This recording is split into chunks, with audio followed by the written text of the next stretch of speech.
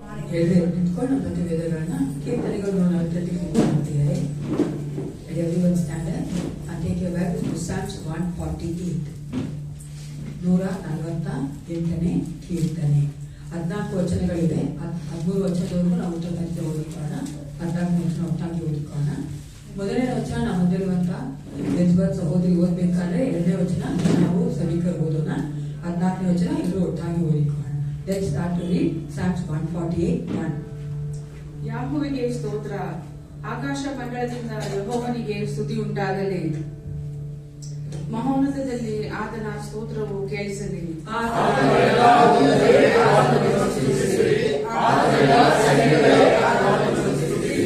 ಸೂರ್ಯ ಚಂದ್ರರೇ ಆತನನ್ನು ಸ್ತುತಿಸಿರಿ, ಹೊಳೆಯುವ ಎಲ್ಲ ನಕ್ಷತ್ರಗಳೇ ಆತನನ್ನು ಸ್ತುತಿಸಿರಿ.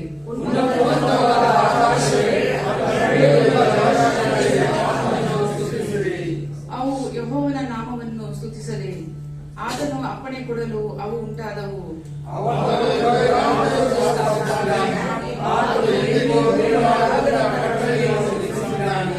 ಭೂಮಂಡಲದಿಂದ ಯೆಹೋವನಿಗೆ ಸ್ತುತಿ ಉಂಟಾಗಲಿ. ತಿಮಿಂಗಳಗಳು ಆದಿ ಸಾಗರಗಳು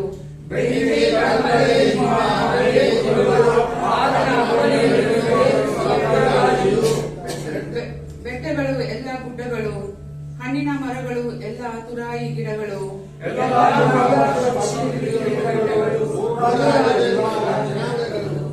ಪ್ರಭುಗಳು ಸರ್ವಾದೇಶಾಧಿಪತಿಗಳು ಯೆಹೋವನನ್ನು ಕೊಂಡಾಡಲಿ. ಆತನ ನಾಮವೊಂದೇ ಮಹತ್ವವುಳ್ಳದ್ದು, ಆತನ ಪ್ರಭಾವವು ಭೂಮ್ಯಾಕಾಶಗಳಲ್ಲಿ ಮರೆಯುತ್ತದೆ.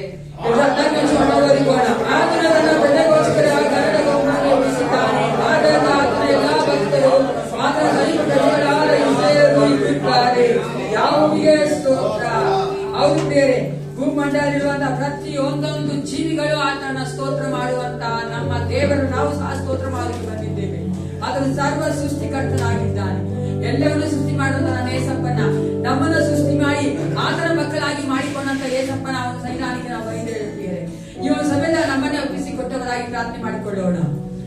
Thank you Jesus. ಒಂದು ಕ್ಷಣ ನೀವು ಎಲ್ಲರೂ ನಿಮ್ಮನ್ನೇ ಒಪ್ಪಿಸಿಕೊಡುತ್ತೀರಿ. ಕಾಲ ವಾರವಲ್ಲ ಪ್ರತಿ ಕ್ಷಣ ಕಾಯ್ದಂತ ನನ್ನ ದೇವರು, ನಮ್ಮ ಆತ್ಮ ಶರೀರ ಪ್ರಾಣವನ್ನ ಆತನೊಬ್ಬನೇ ಕಾಲದ ದೇವನಾಗಿದ್ದಾನೆ.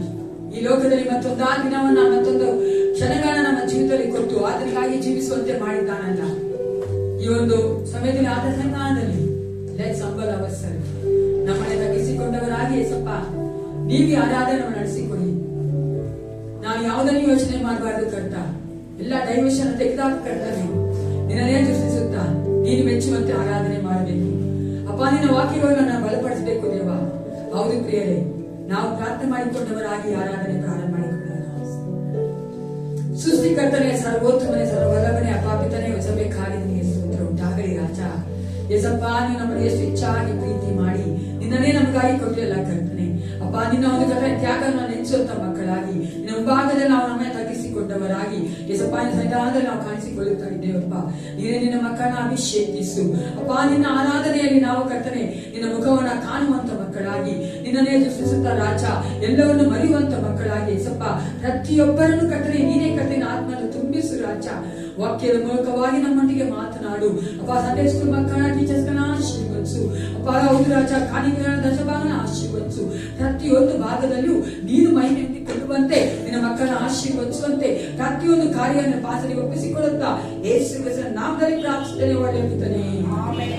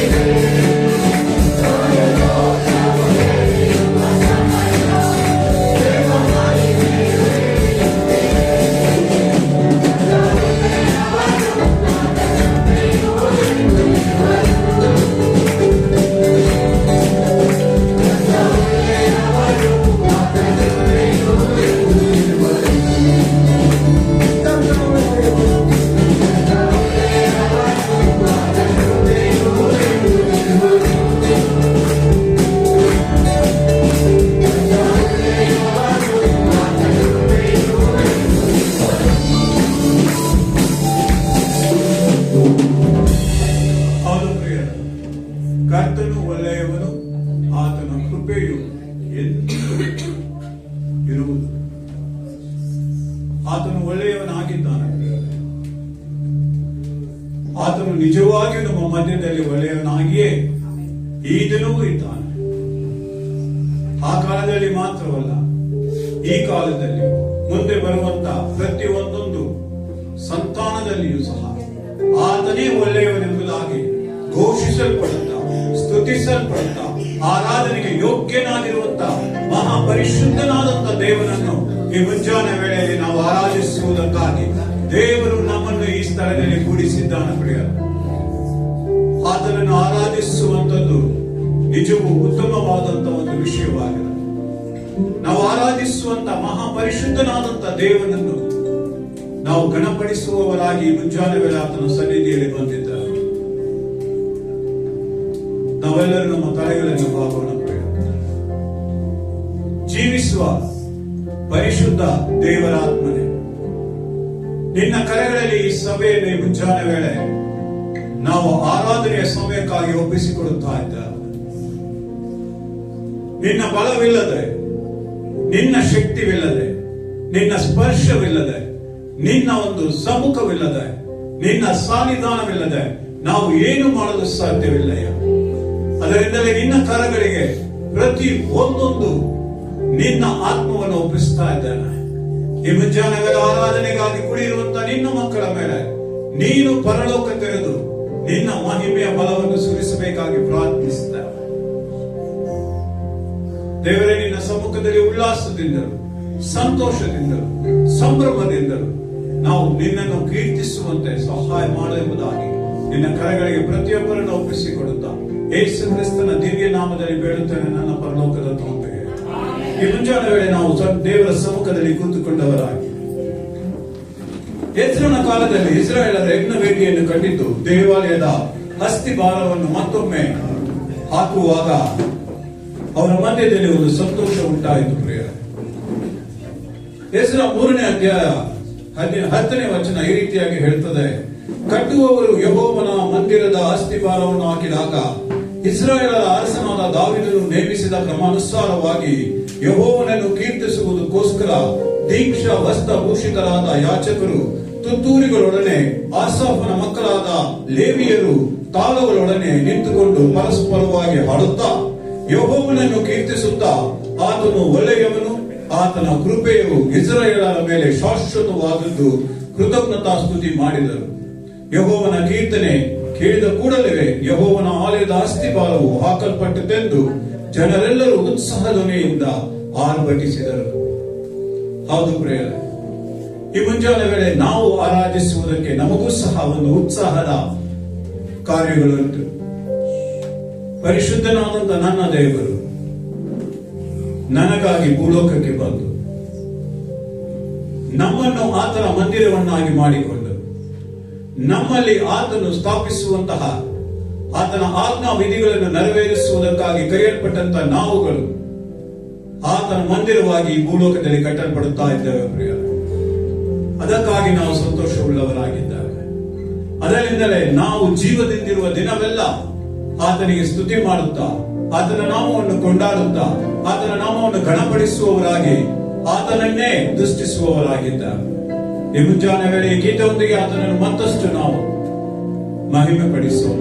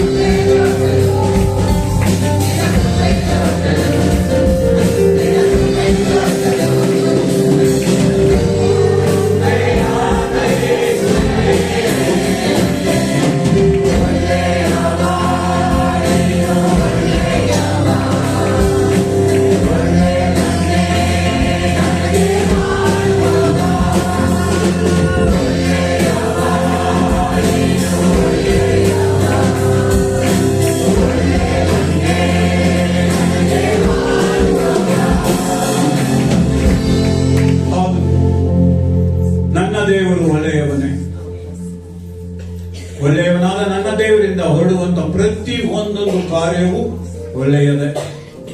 ಅದಕ್ಕಾಗಿ ಕೀರ್ತನೆಗಾರನು ಹೇಳುತ್ತಾನೆ, ಕರ್ತನೇ ನೀನು ಒಳ್ಳೆಯವನು, ಕ್ಷಮಿಸುವವನು, ನಿನಗೆ ಮೊರೆ ಇಡುವವರಲ್ಲಿ ಕೃಪಾ ಸಂಪೂರ್ಣನೂ ಆಗಿದ್ದೀಯಲ್ಲ. ಯೆಹೋವನೇ, ನನ್ನ ಪ್ರಾರ್ಥನೆಗೆ ಕಿವಿಗೊಟ್ಟು ನನ್ನ ವಿಜ್ಞಾಪನೆಗಳ ಶಬ್ದವನ್ನು ಲಾಲಿಸು. ನೀನು ಸದುತ್ತರವನ್ನು ದಯಪಾಲಿಸುವೆಂದು ನಂಬಿ ನನ್ನ ಇಕ್ಕಟ್ಟಿನ ದಿನದಲ್ಲಿ ನಿನ್ನನ್ನು ಕರೆಯುವೆನು. ಕರ್ತನೇ, ದೇವರುಗಳಲ್ಲಿ ನಿನಗೆ ಸಮಾನನೇ ಇಲ್ಲ, ನಿನ್ನ ಕೃತ್ಯಗಳಿಗೆ ಸರಿಯಾದದ್ದು ಮತ್ತೊಂದಿಲ್ಲ. ಈ ಮುಂಜಾನೆ ವೇಳೆ ಪ್ರಿಯರೇ, ನಾವು ನಮ್ಮ ದೇವರನ್ನು ಗಣಪಡಿಸ್ತಾ ಇದ್ದೇವೆ. ಆತನು ಒಳ್ಳೆಯವನಾಗಿದ್ದಾನೆ ಎಂಬುದನ್ನು ನಾವು ಮತ್ತೆ ಮತ್ತೆ ಮತ್ತೆ ಹೇಳುವವರಾಗಿದ್ದೇವೆ. ಆತನು ನಮಗೆ ಮಾತ್ರ ಒಳ್ಳೆಯವನಲ್ಲ ಪ್ರಿಯರೇ, ಆದಿ ಕಾಲದಿಂದಲೂ ಆತನು ಒಳ್ಳೆಯವನೇ ಆಗಿದ್ದಾನೆ. ಒಳ್ಳೆಯ ವರದಾನಗಳನ್ನು ತನ್ನ ಮಕ್ಕಳಿಗಾಗಿ ಆತನು ಕೂಡಿಸಿಟ್ಟು ಕೊಡುವ ಆತನಾಗಿದ್ದಾನೆ. ಸಂತಾನವೂ ಆತನ ಒಳ್ಳೆಯತನವನ್ನು ಅನುಭವಿಸುತ್ತಲೇ ಬರುತ್ತಾ ಇದೆ. ಇನ್ನು ಮುಂದಿನ ಸಂತತಿಯೂ ಸಹ ಆತನ ಒಳ್ಳೆಯತನವನ್ನು ಅನುಭವಿಸುತ್ತಲಿದೆ ಪ್ರಿಯರೇ. ಅಂತ ಒಂದು ಒಳ್ಳೆಯ ಕಾರ್ಯಗಳನ್ನು ಮಾಡುವಂತ ನನ್ನ ದೇವನನ್ನು ಆರಾಧಿಸ್ತಾ ಇದ್ದಾರೆ. ನಮ್ಮ ಜೀವಿತಗಳಲ್ಲಿ ಆತನು ಎಷ್ಟು ಒಳ್ಳೆಯ ಕಾರ್ಯಗಳನ್ನು ಮಾಡಿದ್ದಾನೆ. ನಾವು ನೆನೆಸಿ ನೋಡುವಾಗಲೆಲ್ಲ ನಮಗೆ ಗೊತ್ತಾಗುತ್ತದೆ, ಆತನಿಲ್ಲದೆ ಈ ಒಳ್ಳೆಯ ಕಾರ್ಯಗಳನ್ನು ನಮ್ಮ ಮಧ್ಯದಲ್ಲಿ ಯಾರು ನಮಗಾಗಿ ನಡೆಸಿಕೊಡಲಿಲ್ಲ ಎಂಬುದಾಗಿ. ನಮ್ಮನ್ನು ಕರುಣಿಸಿದ ಆತನು, ಯಾತಕ್ಕೂ ಬಾರದಂತ ನಮ್ಮ ಮೇಲೆ ಒಳ್ಳೆತನ ತೋರಿಸಿದ ಆತನು, ಕೈ ಬಿಡಲ್ಪಟ್ಟಂತ ನಾವುಗಳು, ಮರಣಕ್ಕೆ ಒಪ್ಪಿಸಲ್ಪಟ್ಟಂತ ನಾವುಗಳು, ಯಾವುದಕ್ಕೂ ಬಾರದಂತ ನಮ್ಮನ್ನು ಆತನು ಕರೆದು ಆತನ ಒಳ್ಳೆತನವನ್ನು ನಮಗೆ ತೋರಿಸಿ ನಮ್ಮ ಜೀವಿತಗಳನ್ನು ಆತನು ಸಂಪೂರ್ಣವಾಗಿ ಆತನ ಕರಗಳಲ್ಲಿ ಇಟ್ಟುಕೊಂಡು ನಡೆಸುವಂತಹ ಒಳ್ಳೆಯ ದೇವನನ್ನು ನಾವು ಆರಾಧಿಸ್ತಾ ಇದ್ದೇವೆ ಪ್ರಿಯರ. ಅದಕ್ಕಾಗಿ ನಮ್ಮ ಪ್ರಾಣ ಇರುವವರೆಗೂ ಆತನಿಗೆ ನಾವು ಸ್ತುತಿಸಲಿ, ಕೊಂಡಾಡುತ್ತಾ ಇರಬೇಕಾಗಿದೆ. ಅದರಿಂದ ಈ ಗೀತೆಯೊಂದಿಗೆ ಮತ್ತೊಮ್ಮೆ ಆತನನ್ನು ನಾವು ನೆನೆಸುತ್ತಾ ಈ ಒಂದು ಕೀರ್ತನೆಯೊಂದಿಗೆ ಆತನನ್ನು ನಾವು ಘನಪಡಿಸೋಣ.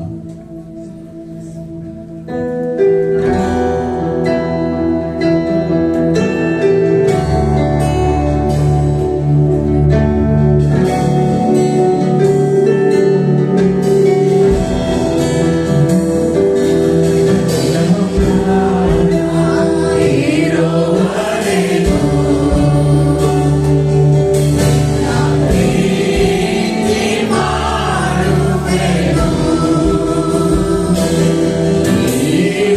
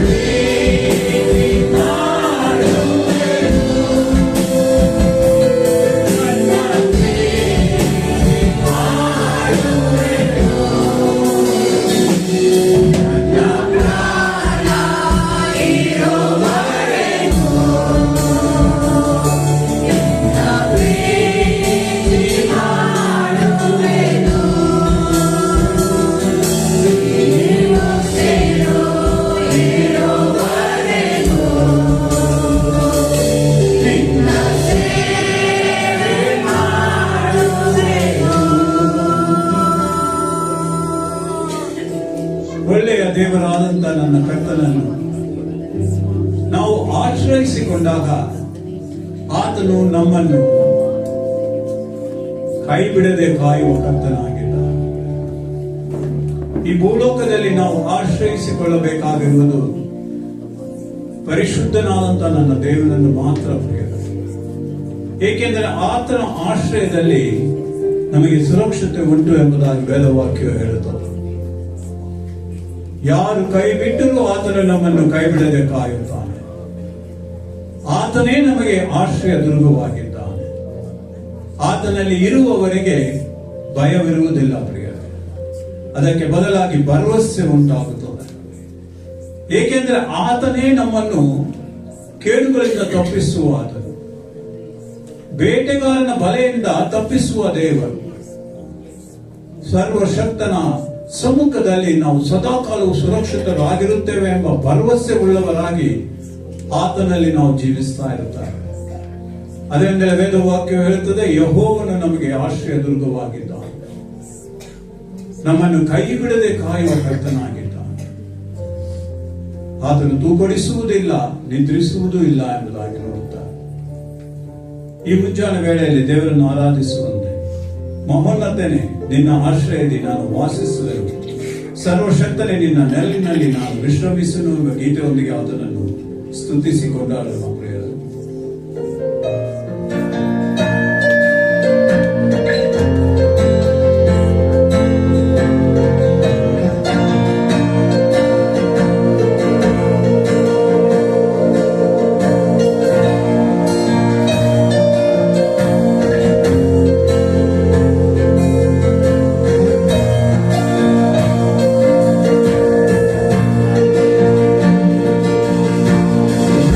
Oh,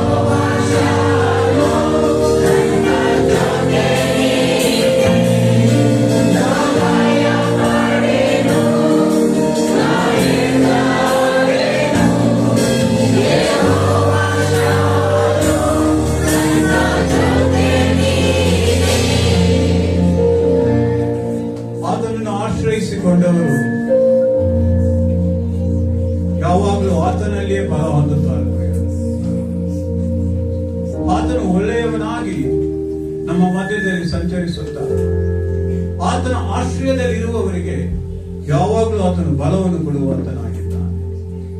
ಪ್ರೀತಿಸಿದ ಅವರನ್ನು ತಪ್ಪಿಸುವ ಆತನು, ಆತನ ನಾಮವನ್ನು ಅರಿತವರನ್ನು ಗಣಪಡಿಸುವ ಆತನು, ಅವರಿಗಾಗಿ ಯುದ್ಧಗಳನ್ನು ಮಾಡಿ ಮೇಳಕ್ಕೆತ್ತುವ ಆತನು, ಕೃಪೆಯಿಂದ ಕೃಪೆಯನ್ನು ಅನುಗ್ರಹಿಸುವಂತಹ ದೇವರು ನನ್ನ ಕರ್ತನಾಗಿದ್ದಾನೆ. ಇಂಥ ಒಳ್ಳೆಯ ದೇವನನ್ನು, ಆತನ ಆಶ್ರಯದಲ್ಲಿ ಜೀವಿಸುತ್ತಿರುವ ನಾವುಗಳು ಸಂತೋಷದಿಂದ ಆನಂದದಿಂದ ಆತನನ್ನು ಆರಾಧಿಸಬೇಕಾಗಿದೆ. ದೇವರು ನಮಗೆ ಆಶ್ರಯ ದುರ್ಗ, ಸಂಕಟದಲ್ಲಿ ಸಿದ್ಧ ಸಹಾಯಕ ಗೀತೆಯೊಂದಿಗೆ ಆತನನ್ನು ನಾವು ಮತ್ತಷ್ಟು ಆತನು ಮಾಡುವಂತ ಕಾರ್ಯಗಳನ್ನು ನೆನೆಸಿ ಆತನನ್ನು ನಾವು ಮುಂಜಾನೆ ವೇಳೆ ಸ್ತುತಿ ಮಾಡೋಣ.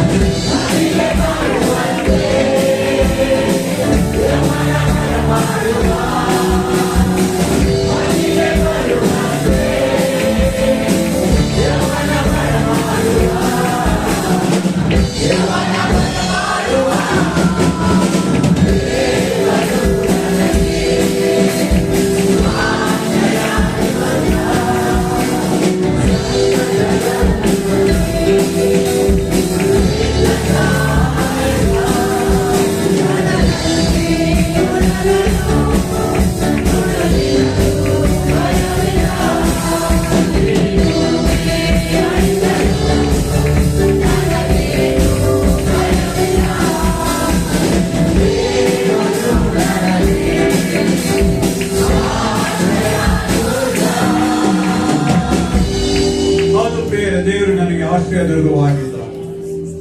ಈ ಮುಂಜಾನೆವೆಲ್ಲ ಆತನ ಸಮ್ಮುಖದಲ್ಲಿ ನಾವೆಲ್ಲರೂ ಎದ್ದು ನಿಂತುಕೊಂಡವರಾಗಿ ವೈರಿಗಳ ಎದುರಿನಲ್ಲಿ ಔತಣವನ್ನು ಬಡಿಸುವನು. ನಮ್ಮಯ ಶಿರಗಳಲ್ಲಿ ಆತನು ತೈಲವನ್ನು ಹಚ್ಚುವನು. ಜೀವಮಾನವೆಲ್ಲ ಶುಭವನ್ನು ನೀಡುವನು, ಕೃಪೆಯನ್ನು ತೋರುವನು. ಏಕೆಂದರೆ ನನ್ನ ದೇವರಿಂದ ನಡೆಯದ ಕಾರ್ಯಗಳು ಒಂದೂ ಇಲ್ಲ. ಆತನಿಗೆ ಮಾಡಲಾಗದಂತ ಕಾರ್ಯಗಳು ಯಾವುದೂ ಇಲ್ಲ. ನೀನು ಆತನನ್ನು ಅಪೇಕ್ಷಿಸಬೇಕು, ನೀನು ಆತನನ್ನು ಬಯಸಬೇಕು, ನೀನು ಆತನ ಸಮ್ಮುಖದಲ್ಲಿ ಇರುವುದಕ್ಕೆ ಮನಸ್ಸು ಮಾಡಬೇಕು. ಆತನನ್ನೇ ದೃಷ್ಟಿಸುವವರು ಎಂದಿಗೂ ಲಜ್ಜೆಗೊಳ್ಳುವುದಿಲ್ಲ. ಆತನ ಆಶ್ರಯದಲ್ಲಿ ಜೀವಿಸುವವರಿಗೆ ಸಿಗುವಂತಹ ಸೌಭಾಗ್ಯಗಳು ಅನೇಕ ಉಂಟು. ಹತ್ತಿಗೆ ಬರುವಂತೆ ನಿಮಗೆ ಯೌವನವನ್ನು ಬರಮಾಡಲು ಬಲವು ಶಕ್ತಿ ಉಳ್ಳಂತ ದೇವರು. ಆತನ ಆಶ್ರಯದಲ್ಲಿಯೇ ನಮಗೆ ಸುರಕ್ಷತೆ, ಆತನಲ್ಲಿಯೇ ನಮಗೆ ಫಲಪ್ರಿಯ. ಸಭೆಯಾಗಿ ನಾವು ಎಲ್ಲರೂ ನಮಗೆ ಆಶ್ರಯವು ನೀನೇ ಏಸಯ್ಯ, ನನ್ನ ಆಧಾರವು ನೀನೇ ಏಸಯ್ಯ ಎಂಬುದಾಗಿ ನಾವೆಲ್ಲರೂ ಆತನನ್ನು ಒಮ್ಮನಸ್ಸಿನಿಂದ ಸ್ತುತಿಸೋಣ.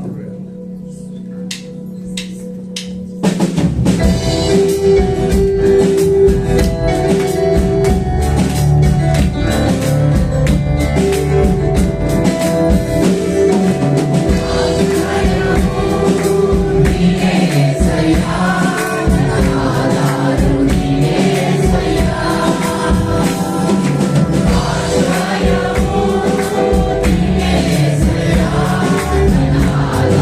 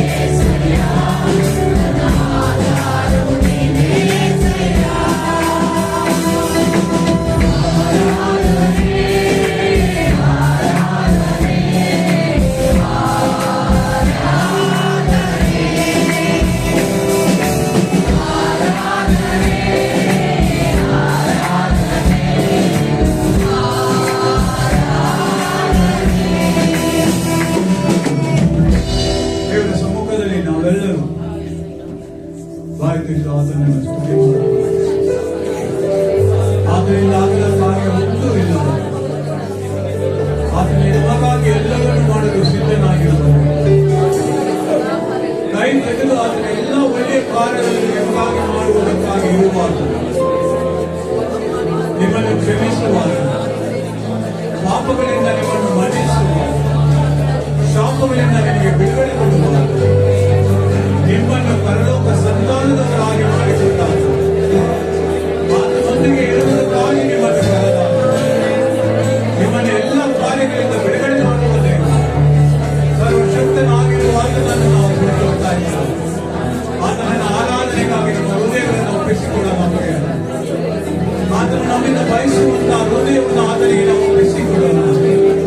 ನೀವೇ ನೋಡಿದ್ದೀರಿ, ಆತನ ಆಶ್ರಯದಲ್ಲಿ ಇರುವವರಿಗೆ ಬಲ ಉಂಟು. ಭಯ ಪಡಬೇಕಾಗಿಲ್ಲ. ಆತನೇ ನಮಗಾಗಿ ಏನು ಮಾಡುವಾಗಲಾಗಿದ್ದಾನೆ. ಆತನನ್ನು ನಾವು ಅರಿತವರಾದ್ದರಿಂದ ನಮಗಾಗಿ ಆತನು ಸದಾಕಾಲವು ನಮ್ಮ ಮುಂಭಾಗದಲ್ಲಿ ಇರುವಾಗ ಅಂತಹ ದೇವರನ್ನು ಆರಾಧಿಸ್ತಾ ಇದ್ದಾರೆ. ಸತ್ಯ ದೇವರನ್ನು ಆರಾಧಿಸ್ತಾ ಇದ್ದಾರೆ. ನಿತ್ಯವೂ ಜೀವಿಸುವ ಆತನನ್ನು ಆರಾಧಿಸ್ತಾ ಇದ್ದಾರೆ. ತಲೆತಲಾಂತರಕ್ಕಿರುವ ದೇವರನ್ನು ಆರಾಧಿಸ್ತಾ ಇದ್ದಾರೆ. ಯುಗಾಂತರಕ್ಕಿರುವ ದೇವರನ್ನು ಆರಾಧಿಸ್ತಾ ಇದ್ದಾರೆ. ಸರ್ವಶಕ್ತನಾದಂತ ದೇವರನ್ನು ಆರಾಧಿಸ್ತಾ ಇದ್ದಾರೆ. ಬೆಳ್ಳಿಸಡಾಯಿಯಾದಂತ ದೇವರನ್ನು ಆರಾಧಿಸ್ತಾ ಇದ್ದಾರೆ. ಮಹಿಮೆಯ ಕರ್ತನನ್ನು ಆರಾಧಿಸ್ತಾ ಇದ್ದಾರೆ. ಮಹಿಮೆಯ ರಾಜನನ್ನು ಆರಾಧಿಸ್ತಾ ಇದ್ದಾರೆ. ಮಹಿಮೆಯ ರಾಜಾದಿರಾಜನನ್ನು ಆರಾಧಿಸ್ತಾ ಇದ್ದಾರೆ. ಸರ್ವವನ್ನು ಸೃಷ್ಟಿಸಿದ ಸರ್ವಶಕ್ತನಾದ ದೇವಾದಿ ದೇವರನ್ನು ಆರಾಧಿಸ್ತಾ ಇದ್ದಾರೆ. ಸರ್ವವನ್ನು ಸೃಷ್ಟಿಸಿದ ಆತನ ಆತ್ಮನೇ ಎಂಬುದಾಗಿ ಅಡ್ಡಕ್ಕೆ ಸ್ತೋತ್ರ ಮಾಡುತ್ತಾ ಮಹಿಮೆಯಿಂದ ಆತನನ್ನು ಆರಾಧಿಸುವ ಪ್ರಿಯರೇ, ಆ ಹೃದಯದ ಮೂಲಕದಲ್ಲಿ ಸೂರ್ಯನಾಗಿದ್ದಾನೆ, ಬಲಾಢ್ಯನಾಗಿದ್ದಾನೆ, ಸರ್ವಶಕ್ತನಾಗಿದ್ದಾನೆ. ಎಲ್ಲ ಕಾರ್ಯಗಳನ್ನು ಮಾಡುವುದಕ್ಕೆ ಆತನೊಬ್ಬನೇ ಶಕ್ತನಾಗಿದ್ದಾನೆ. ಕಳೆದಾದ ನಂಬಿಕಸ್ತವು ಪ್ರಿಯರೇ, ನಿಮ್ಮನ್ನು ಕೈ ಬಿಡುವುದೇ ಇಲ್ಲ. ಕೈ ಹಿಡಿದು ನಡೆಸುತ್ತಾನೆ. ಎಲ್ಲ ಕಾರ್ಯದಲ್ಲಿ ನಡೆಸುತ್ತಾನೆ. ಎಲ್ಲ ಸಮಯದಲ್ಲಿ ನಡೆಸುತ್ತಾನೆ. ಎಲ್ಲ ಕಾರ್ಯಗಳನ್ನು ಆತನೊಬ್ಬನೇ ಶಕ್ತನಾಗಿದ್ದಾನೆ ಪ್ರಿಯರೇ. ನಮ್ಮನ್ನೆಲ್ಲ ದೇವಾದ ದೇವರನ್ನು ಆರಾಧಿಸುವ ಪ್ರಿಯರೇ, ನಮ್ಮನ್ನು ಆರಾಧಿಸುವ ಪ್ರಿಯರೇ, ಆತನೊಬ್ಬನೇ ನಮಗೆ ಯೋಗ್ಯನು ಪ್ರಿಯರೇ. ಆತನೊಬ್ಬನೇ ಆರಾಧನೆ ಹೊಂದಿಕೊಳ್ಳುವುದಕ್ಕೆ ಯೋಗ್ಯನಾಗಿದ್ದಾನೆ ಪ್ರಿಯರೇ. ಮಹಿಮೆಯ ರಾಜನನ್ನು ಆರಾಧಿಸೋಣ. ಮಹಿಮೆಯ ಕರ್ತನನ್ನು ಆರಾಧಿಸೋಣ. ಸರ್ವಶಕ್ತನಾದ ದೇವರನ್ನು ಆರಾಧಿಸೋಣ ಪ್ರಿಯರೇ.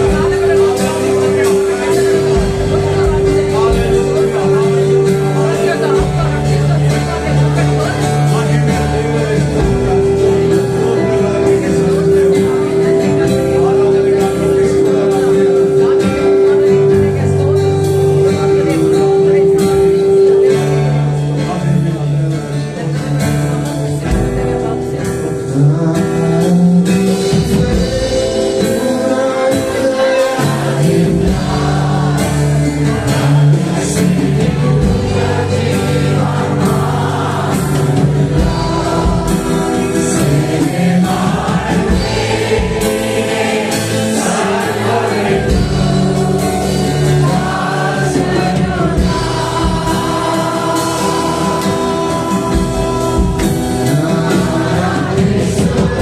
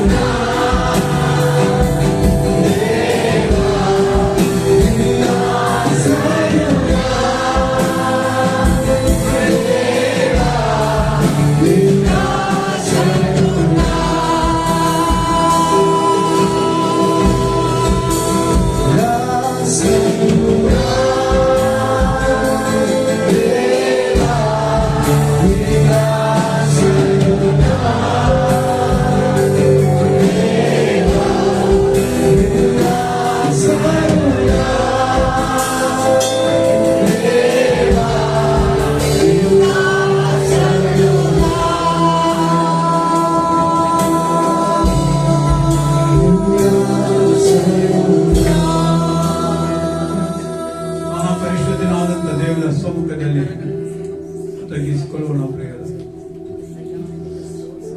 ಉದಯ ಕಾಲದಲ್ಲಿ ನಿನ್ನ ಕೃಪೆಯು ನಮ್ಮನ್ನು ಸಂತೃಪ್ತಿಪಡಿಸಿತು.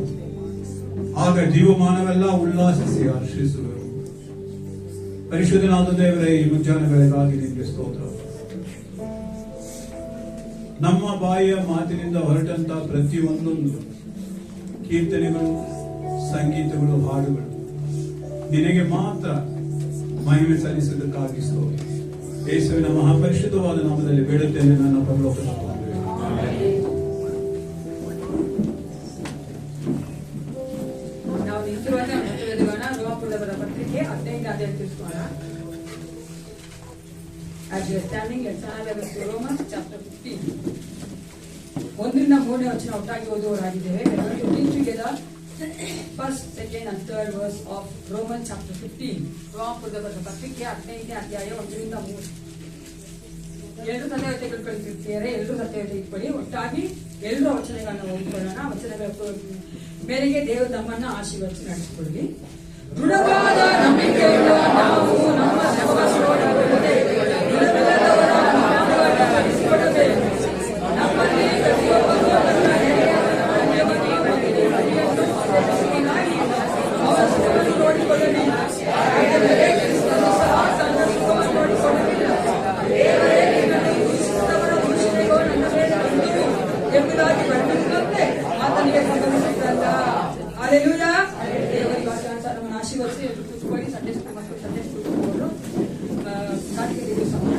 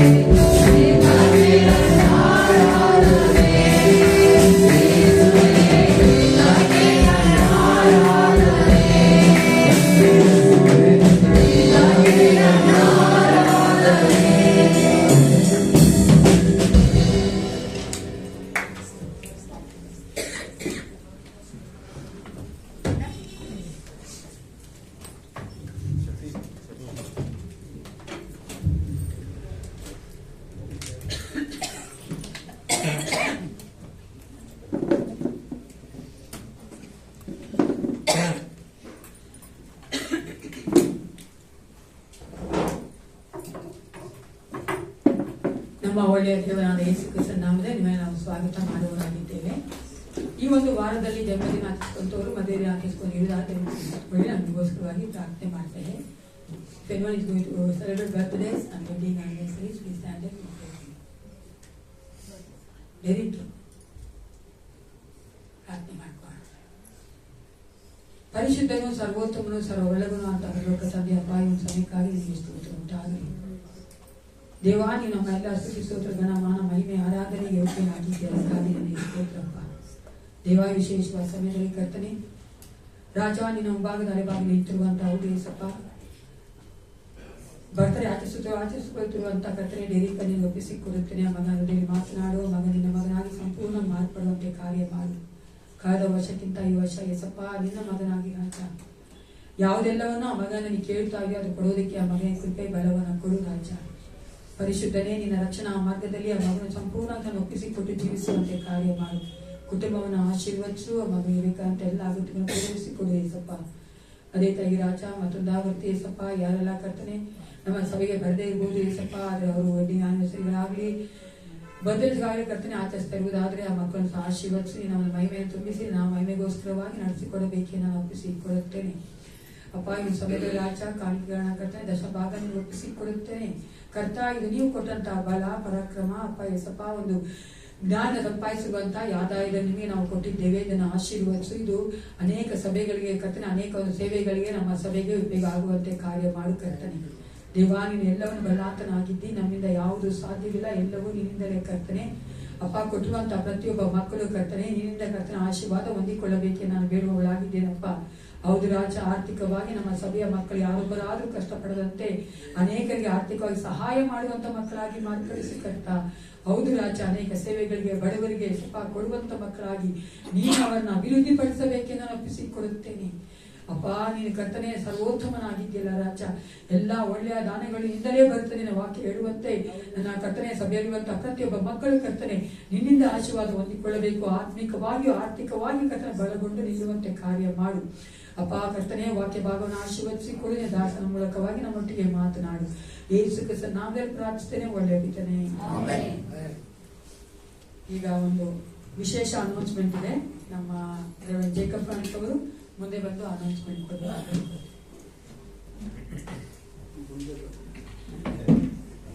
ದೇವರ ನಮಗೆ ಸ್ತೋತ್ರವಾಗಲಿ.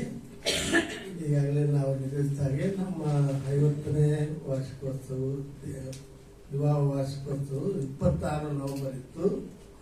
ಕಾರಣಾಂತರಗಳಿಂದ ನಾವು ಮುಂದೆ ಹಾಕಿ ನಮ್ಮೆಲ್ಲ ಸಭೆ ಮಕ್ಕಳಿಗೋಸ್ಕರವಾಗಿ ಮತ್ತು ನಮ್ಮೆಲ್ಲ ಕೂಟವನ್ನು ಬರುವ ವಾರ 7ನೇ ದಿನಾಂಕ ಭಾನುವಾರ ನಮ್ಮ ಆಲಯದ ಮುಂದೆ ನಿಮ್ಮನ್ನು ಪ್ರೀತಿಯಿಂದ ಆಹ್ವಾನ ಮಾಡ್ತೇವೆ. ಅನೇಕ ನಮ್ಮ ಅತ್ತೆಯವರು ಬಹಳ ಕಾಯಿಲೆ ಇದ್ರು, ಅದಕ್ಕೋಸ್ಕರ ನಾವು ಇದನ್ನು ಮುಂದೂಡಬೇಕಾಯ್ತು. ಎರಡನೇದಾಗಿ ನಮ್ಮ ಇಬ್ಬರು ನಮ್ಮ ಮೊಮ್ಮಕ್ಕಳು ಆಸ್ಟ್ರೇಲಿಯಾದಿಂದ ಅವರು ನಿನ್ನೆ ಕೂಡ ಬಂದಿದ್ದಾರೆ. ಈ ಎರಡೂ ಕಾರ್ಯಗಳೊಂದಾಗಿರುವ ಹಾಗೆ ಈ ಒಂದು ಕಾರ್ಯಕ್ರಮ ನಾವು ಏರ್ಪಡ್ತಿದ್ದೇವೆ. ದಯಮಾಡಿ ಇದು ನಮ್ಮ ಸ್ವಂತ ಆಹ್ವಾನ ಎಂದು ಬಂದು ದೇವರಿಗೆ ಸ್ತೋತ್ರ ಮಾಡಿಸಿ ಕಳಿಸ್ಕೊಟ್ರಿ. ಎಲ್ಲರಿಗೂ ಕೂಡ ನಮ್ಮ ಈ ಸಂತೋಷ ಕೂಟದಲ್ಲಿ ಆರಾಧನೆ ಆದಮೇಲೆ ಇಲ್ಲಿ ಸಂತೋಷ ಕೂಟ ಇರ್ತದೆ. ನೀವು ಕುಟುಂಬ ಸಮೇತರಾಗಿ ನಿಮ್ಮ ಬಂಧುಗಳಿಗೆ ಬಂದು ನಮ್ಮನ್ನು ಆಶೀರ್ವದಿಸಬೇಕೆಂಬುದಾಗಿ ದೇವರಿಗೆ ಪ್ರಾರ್ಥನೆ. ಈಗ ನಮ್ಮ ಸೆಕ್ರೆಟರಿ ಅಂತ ಟೈಟಸ್ ಅವರು ಮುಂದೆ ಬಂದು ಅನೌನ್ಸ್ಮೆಂಟ್ ಕೊಡಬೇಕು.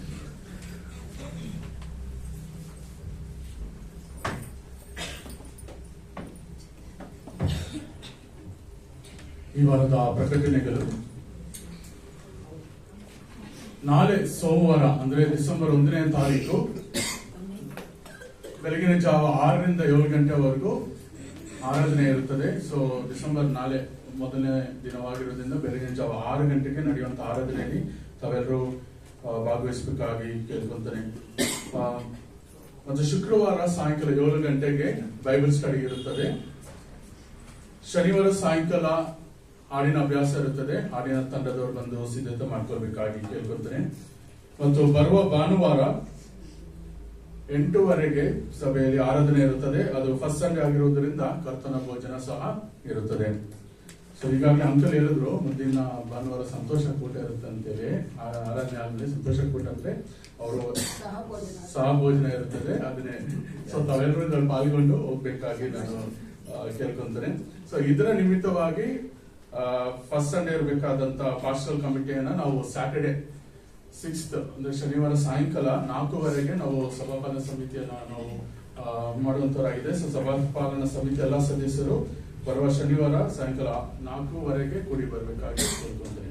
ಸೊ ಇದು ಈ ವರ್ಷದ ಕೊನೆಯ ಸಭಾಪಾಲನಾ ಸಮಿತಿ. ಸೊ ಎಲ್ಲಾ ಸದಸ್ಯರು ಪಾಲ್ಗೊಳ್ಬೇಕಾಗಿ ಕೇಳ್ಕೊಂತೀನಿ. ನಾಳೆ ಫಸ್ಟ್ ದಯವಿಟ್ಟು ಬೆಳಿಗ್ಗೆ ಇರುವಂತಹ 6ರಿಂದ 7 ಗಂಟೆ ಇರುವಂತಹ ಆರಾಧನೆ ಎಲ್ಲರೂ ಪಾಲ್ಗೊಳ್ಬೇಕು ಕೇಳ್ಕೊಳ್ತೇನೆ. ಯಾಕಂದ್ರೆ ಈ ಡಿಸೆಂಬರ್ ತಿಂಗಳ ಕೊನೆಯ ಒಂದು first day of the month. ಈ ಒಂದು ವರ್ಷ ಮುಗಿದೋಗುತ್ತೆ. ನಾವು ಯಾವ ವರ್ಷದ ಇದ್ದೇವೆ? 2000 ಕರೆಕ್ಟೇನ್ರಿ? 26 ಅಲ್ವಾ? 2025 ಇದ್ದೀವಿ. ಇನ್ನು 2026 ಹೋಗಿ ಮುಂಚಿತವಾಗಿ ಕೊನೆಯ ಒಂದು ಬೆಳಗಿನ ಜಾವದ ಆರಾಧನೆಗೆ ನೀವೆಲ್ಲರೂ ಬರ್ಬೇಕಂದ್ರೆ ನಾವು ಪ್ರೀತಿಯಿಂದ ಕೇಳ್ಕೊಳ್ತೇವೆ. ಸಂತೋಷವಾಗಿದ್ದೀರಾ? ಸಂತೋಷವಾಗಿರೋಲ್ಲ? ಅಲ್ಲೆಲೂಯಾ. God bless you. ಈಗ ನಮ್ಮ ಮಧ್ಯವರ್ತರ ಸೈಮನ್ ಅವರು ಮುಂದೆ ಬಂದು ನಮಗೆ ವಾಕ್ಯ ಹಂಚ್ಕೊಡ್ತಾರೆ. ನಾವು ವಾಕ್ಯದ ಮೇಲೆ ಗಮನ ಇಟ್ಟವರಾಗಿ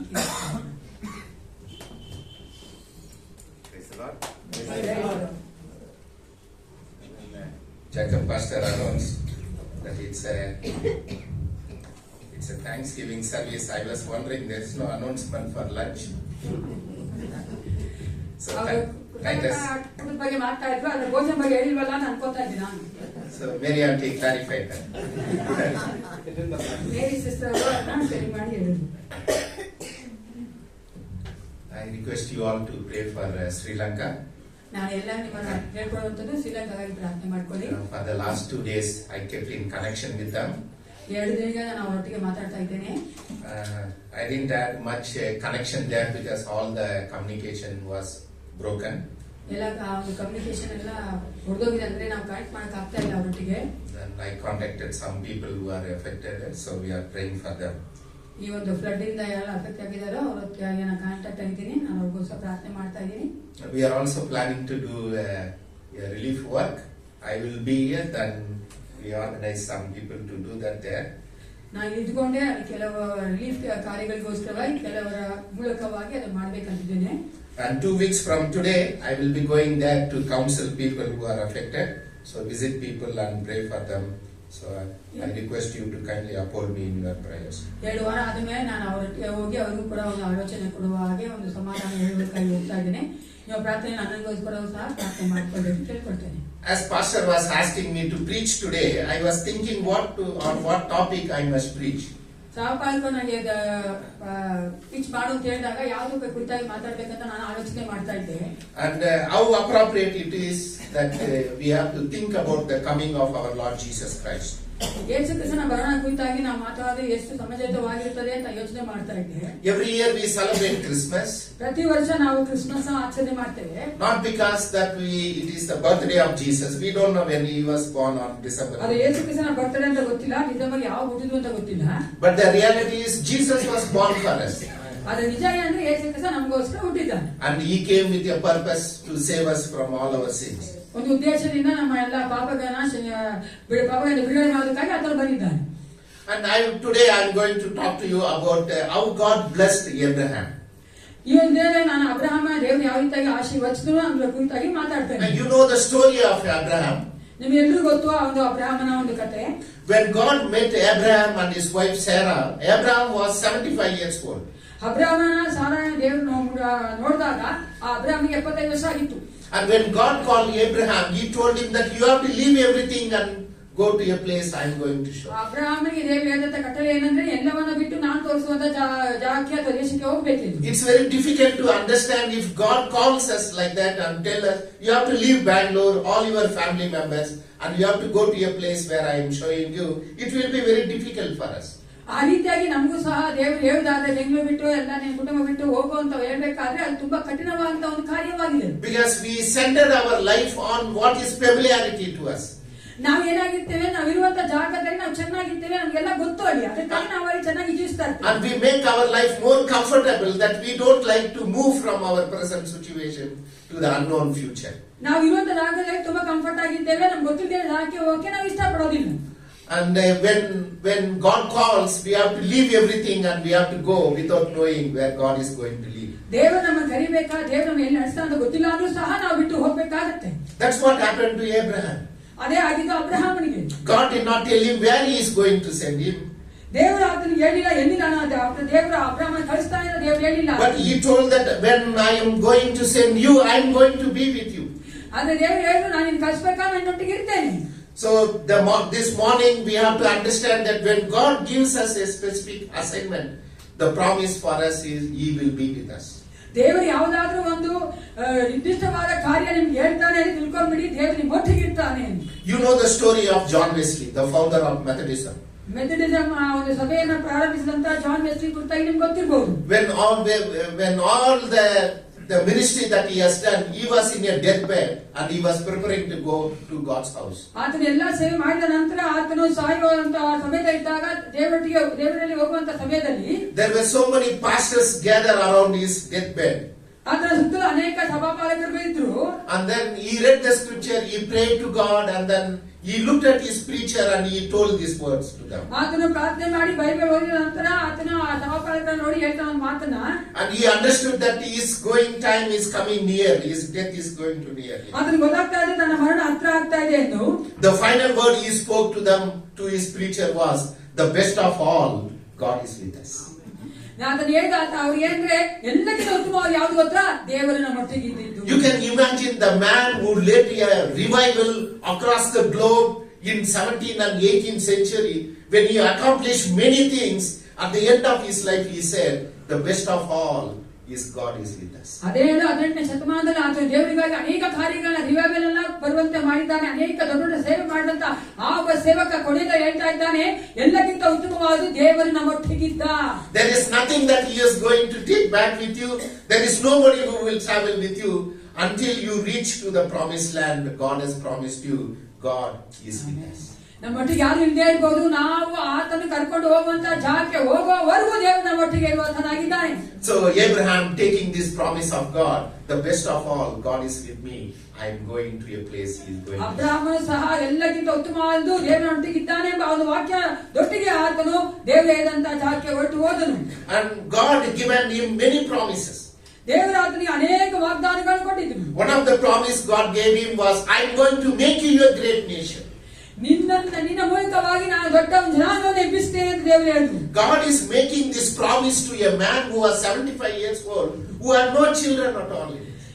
75 ವಯಸ್ಸಿನವನಾದ ಆ ಮಕ್ಕಳೇ ಇದ್ದಂತ ವ್ಯಕ್ತಿಗೆ ಹೇಳ್ತಾ ಇದ್ದಾರೆ ದೇವರು, ನಾನು ನಿನ್ನ ಮೂಲಕ ಜನಾಂಗವನ್ನು ಉಂಟು ಮಾಡ್ತೇನೆ. And God also told him, your generation will be the generation of God's kingdom.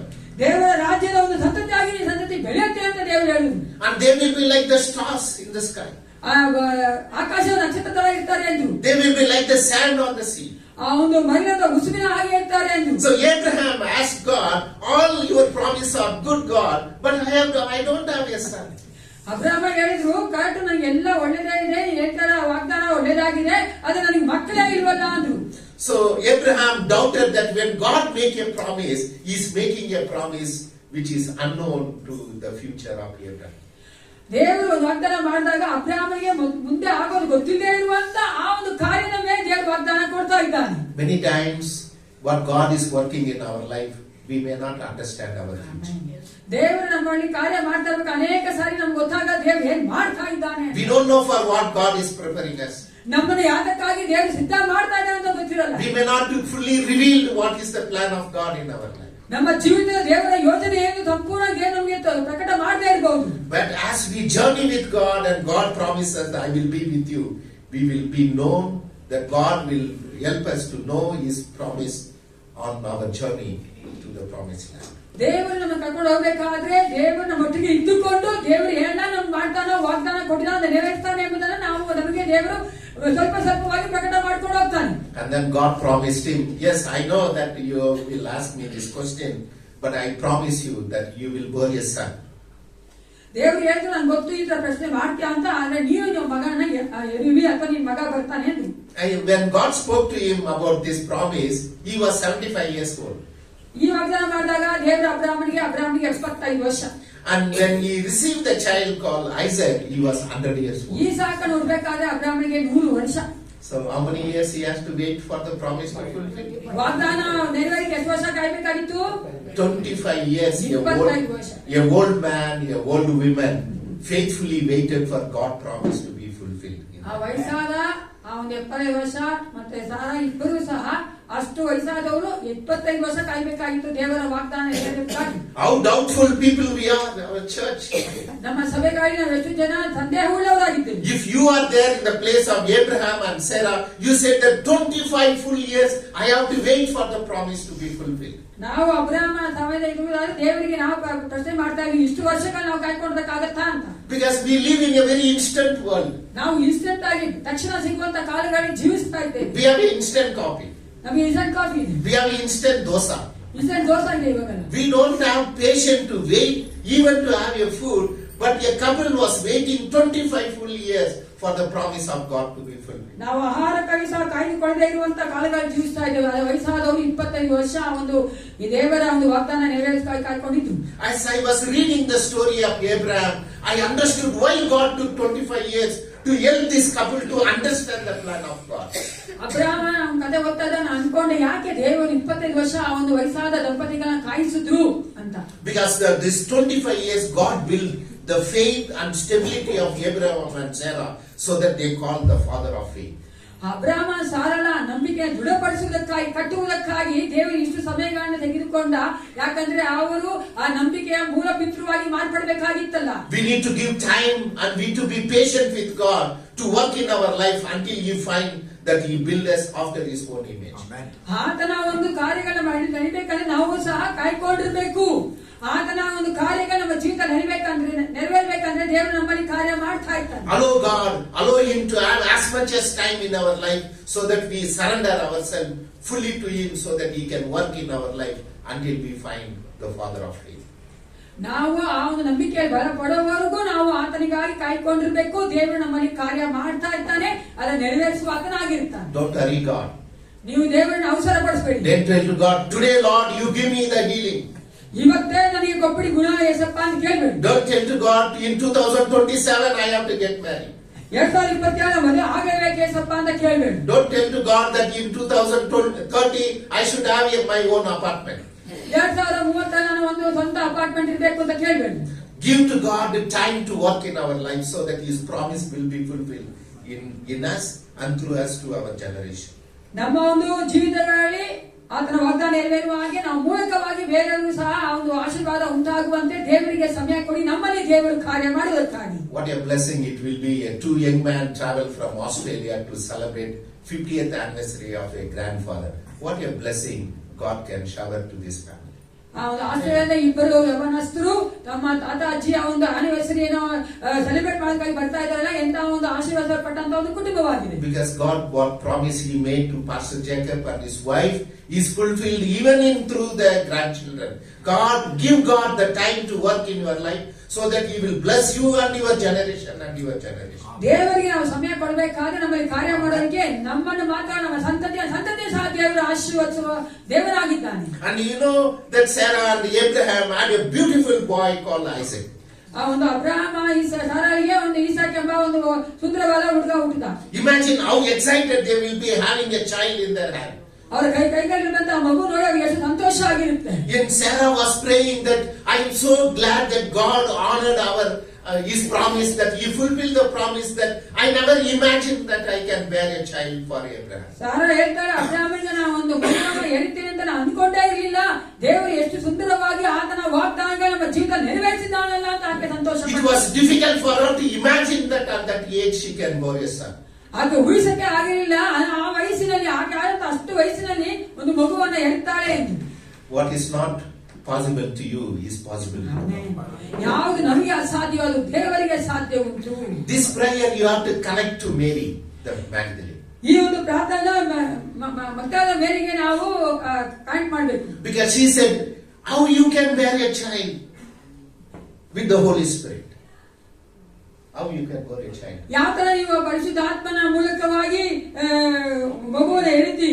And she was arguing with Gabriel saying that I am not married, I have not seen a man, How it is possible that I can bear a son? ಮರಿಯಳು ಹೇಳ್ತಾಳೆ ಗಬ್ರಿಯಲ್ ನೋಡಿ ನಾನು ಯಾವ ತರ ಒಂದು ಮಗುವನ್ನ ಹೇಳೋದು, ನಂಗೆ ಯಾವ ಒಂದು ಪುರುಷನ ಕನೆಕ್ಷನ್ ಇಲ್ವಲ್ಲ ಅಂತ ಆಗಿ ಕೇಳ್ತಾ ಇದ್ಲು. So God reminded the prayer of Sarah on that day to Mary that what is not possible for man is possible with God.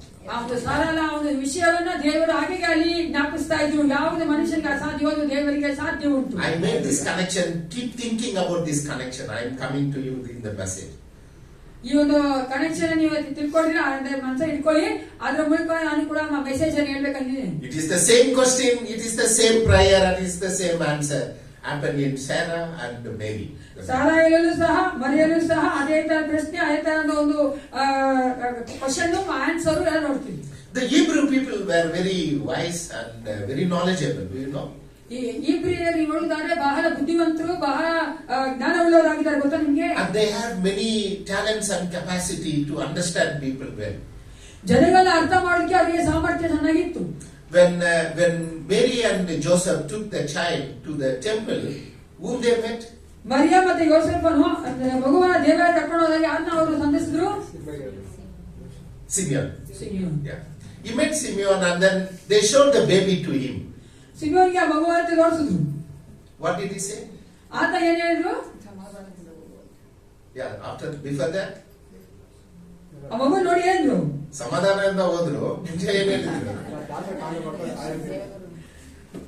He was waiting to see the Messiah, okay? ಆ message ನೋಡೋದಕ್ಕಾಗಿ ಆತನು ಕಾಯ್ಕೊಂಡಿದ್ದ. Between that and ಸಮಾಧಾನದಿಂದ ಹೋಗೋದು something happened. ಆ ಸಮಯದವರೆಗೂ message ಕಾಯ್ಕೊಂಡು ಮುಂಚೆ ಬಂದಿದ್ರೆ ಏನಾಯ್ತು ಗೊತ್ತಾ ನಿಮ್ಗೆ? Praise the Lord. He said, looking at the baby, he said, now I can see the salvation of God. ನಾನು ಆ ಮಗು ನೋಡಿ ಹೇಳ್ತಾರೆ, ನಾನು ಈಗ ಕಂಡೆ ದೇವರ ಒಂದು ರಕ್ಷಣೆಯನ್ನು ಎಂದು. You know, think about it. When Abraham and Sarah saw the child and they looked into the eyes of Isaac, Sara ಮತ್ತೆ ಅಬ್ರಹಾಮನು ಈಸಾಕನ ಕಣ್ಣುಗಳನ್ನು ನೋಡ್ಕೊಂಡು they say we can see the promised land in his eyes. ನಾವು ಆ ಒಂದು ವಾಗ್ದಾನ ದೇಶವನ್ನ ಆತನ ಕಣ್ಣುಗಳು ಕಾಣ್ತೇವೆ ಅಂತ ಹೇಳಿರಬಹುದು. You ask the mother, how they deal with their children. ನೀವು ತಾಯಿಯನ್ನ ಕೇಳಿ ಎಷ್ಟು ಚೆನ್ನಾಗಿ ಮಕ್ಕಳನ್ನ ಕುರಿತಾಗ ಅವ್ರು ಮಾಡ್ತಾರೆ ಅಂತ. She interact with the child, even though the child cannot understand and reply.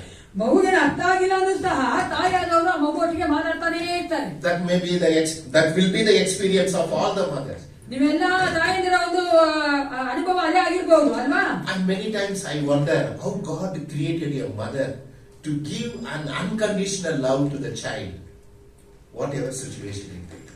ತಾಯಿಯಾದವರು ಒಂದು ನಿಬಂಧನೆ ಇಲ್ಲದಂತ ಪ್ರೀತಿಯನ್ನ ಮಗು ಕೊಡುವಂತ ಆ ಒಂದು ಕಾರ್ಯವನ್ನ ದೇವರು ಯಾವ ತರ ಸೃಷ್ಟಿ ಮಾಡಬಹುದು ನಾನು ಅನೇಕ ಸಾರಿ ಆಶ್ಚರ್ಯ ಪಟ್ಟಿದ್ದೇನೆ. Okay, keep that connection with Mary and Simeon. But I'm also coming back to when Abraham and Sarah saw Isaac, they saw the promise of God fulfilled. They saw a nation in a single person. ಅಬ್ರಹಾಮನ ಸಾರಾಳು ಇಸಾಕ ನೋಡಿದಾಗ ದೇವರ ಒಂದು ವಾಗ್ದಾನ ಜನಾಂಗವನ್ನು ಸೃಷ್ಟಿ ಮಾಡ್ತೇನೆ ಅಂದ್ರಲ್ಲ ಅದನ್ನ ಅವರು ಕಂಡ್ರು. That's why the Hebrew people had the capacity to look into your eyes and read what's going on in your mind. ಇಬ್ರಿಯ ಜನರಿಗೆ ಅವನ ಸಾಮರ್ಥ್ಯ ಉಂಟು, ನಿಮ್ಮ ಕಣ್ಣುಗಳನ್ನು ನೋಡಿ ನಿಮ್ಮ ಮನಸ್ಸಲ್ಲಿ ಏನ್ ನಡೆಯುತ್ತೆ ಅಂತ ಅವ್ರು ಹೇಳ್ತಾರೆ. You know, when John and Peter was going to the temple at 3 p.m. ಯೋಹಾನ ಪೇತ್ರನು ದೇವಾಲಯಕ್ಕೆ 3ನೇ ಜಾಗದಲ್ಲಿ ಹೋದಾಗ ನೋಡುತ್ತಲ್ಲ, they met a lame man. ಅಲ್ಲಿ ಒಬ್ಬ ಕುಂಟನನ್ನು ನೋಡಿದ್ರು. He was begging. ಆತನು ಭಿಕ್ಷೆ ಬೇಡ್ತಾ ಇದ್ದ. And then they stopped. They were going to the temple for prayer. They stopped up to him. ಅಲ್ಲಿ ಪ್ರಾರ್ಥನೆಗೆ ಹೋಗ್ತಾ ಇದ್ರು. ಆತನ ಹೋಗಿ ನಿಂತ್ಕೊಂಡ್ರು. So what did both of them tell that man? ಆ ಇಬ್ಬರು ನೋಡಿ ಏನಂದ್ರೆ ಆ ಕುಂಟನನ್ನ Before that? ಅದಕ್ಕೆ ಮುಂಚೆ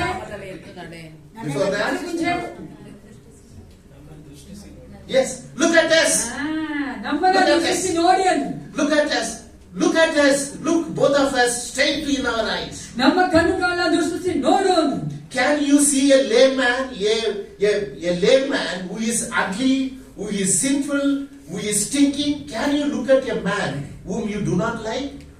ನೀವು ಯಾವ ಮನುಷ್ಯ ಚೆನ್ನಾಗಿಲ್ಲ, ಅವ್ನು ಭಿಕ್ಷಿಕಾರ, ಚೆನ್ನಾಗಿರೋ ಬಟ್ಟೆ ಹಾಕಿಲ್ಲ, ಅವ್ನಿಗೆ ವಾಸನೆ ಬರ್ತಾರೆ ಅಂತವ್ ನೋಡಿ ನನ್ನ ನೋಡು ಅಂತ ಹೇಳಕ್ಕಾಗತ್ತ ನಿಮ್ ಕೈಲಿ? We like to look at a beautiful people and handsome boy. ನಾವು ಯಾವಾಗಲೂ ಚೆನ್ನಾಗಿ ಸುಂದರವಾಗಿ ನೋಡಕ್ಕೆ ಇಷ್ಟಪಡ್ತೀವಿ. And if you don't like a person, you don't like to look at their face or their eyes. ಆ ವ್ಯಕ್ತಿ ಇಷ್ಟಪಟ್ಟಾರೆ ನೀವು ಅವರನ್ನ ನೋಡಕ್ಕೆ ಇಷ್ಟಪಡಲ್ಲ, ಅವ್ರ ಕಣ್ಣುಗಳು ನೋಡಲ್ಲ. The Bible tells that Peter and John, they fixed their eyes on this blind and the lame man.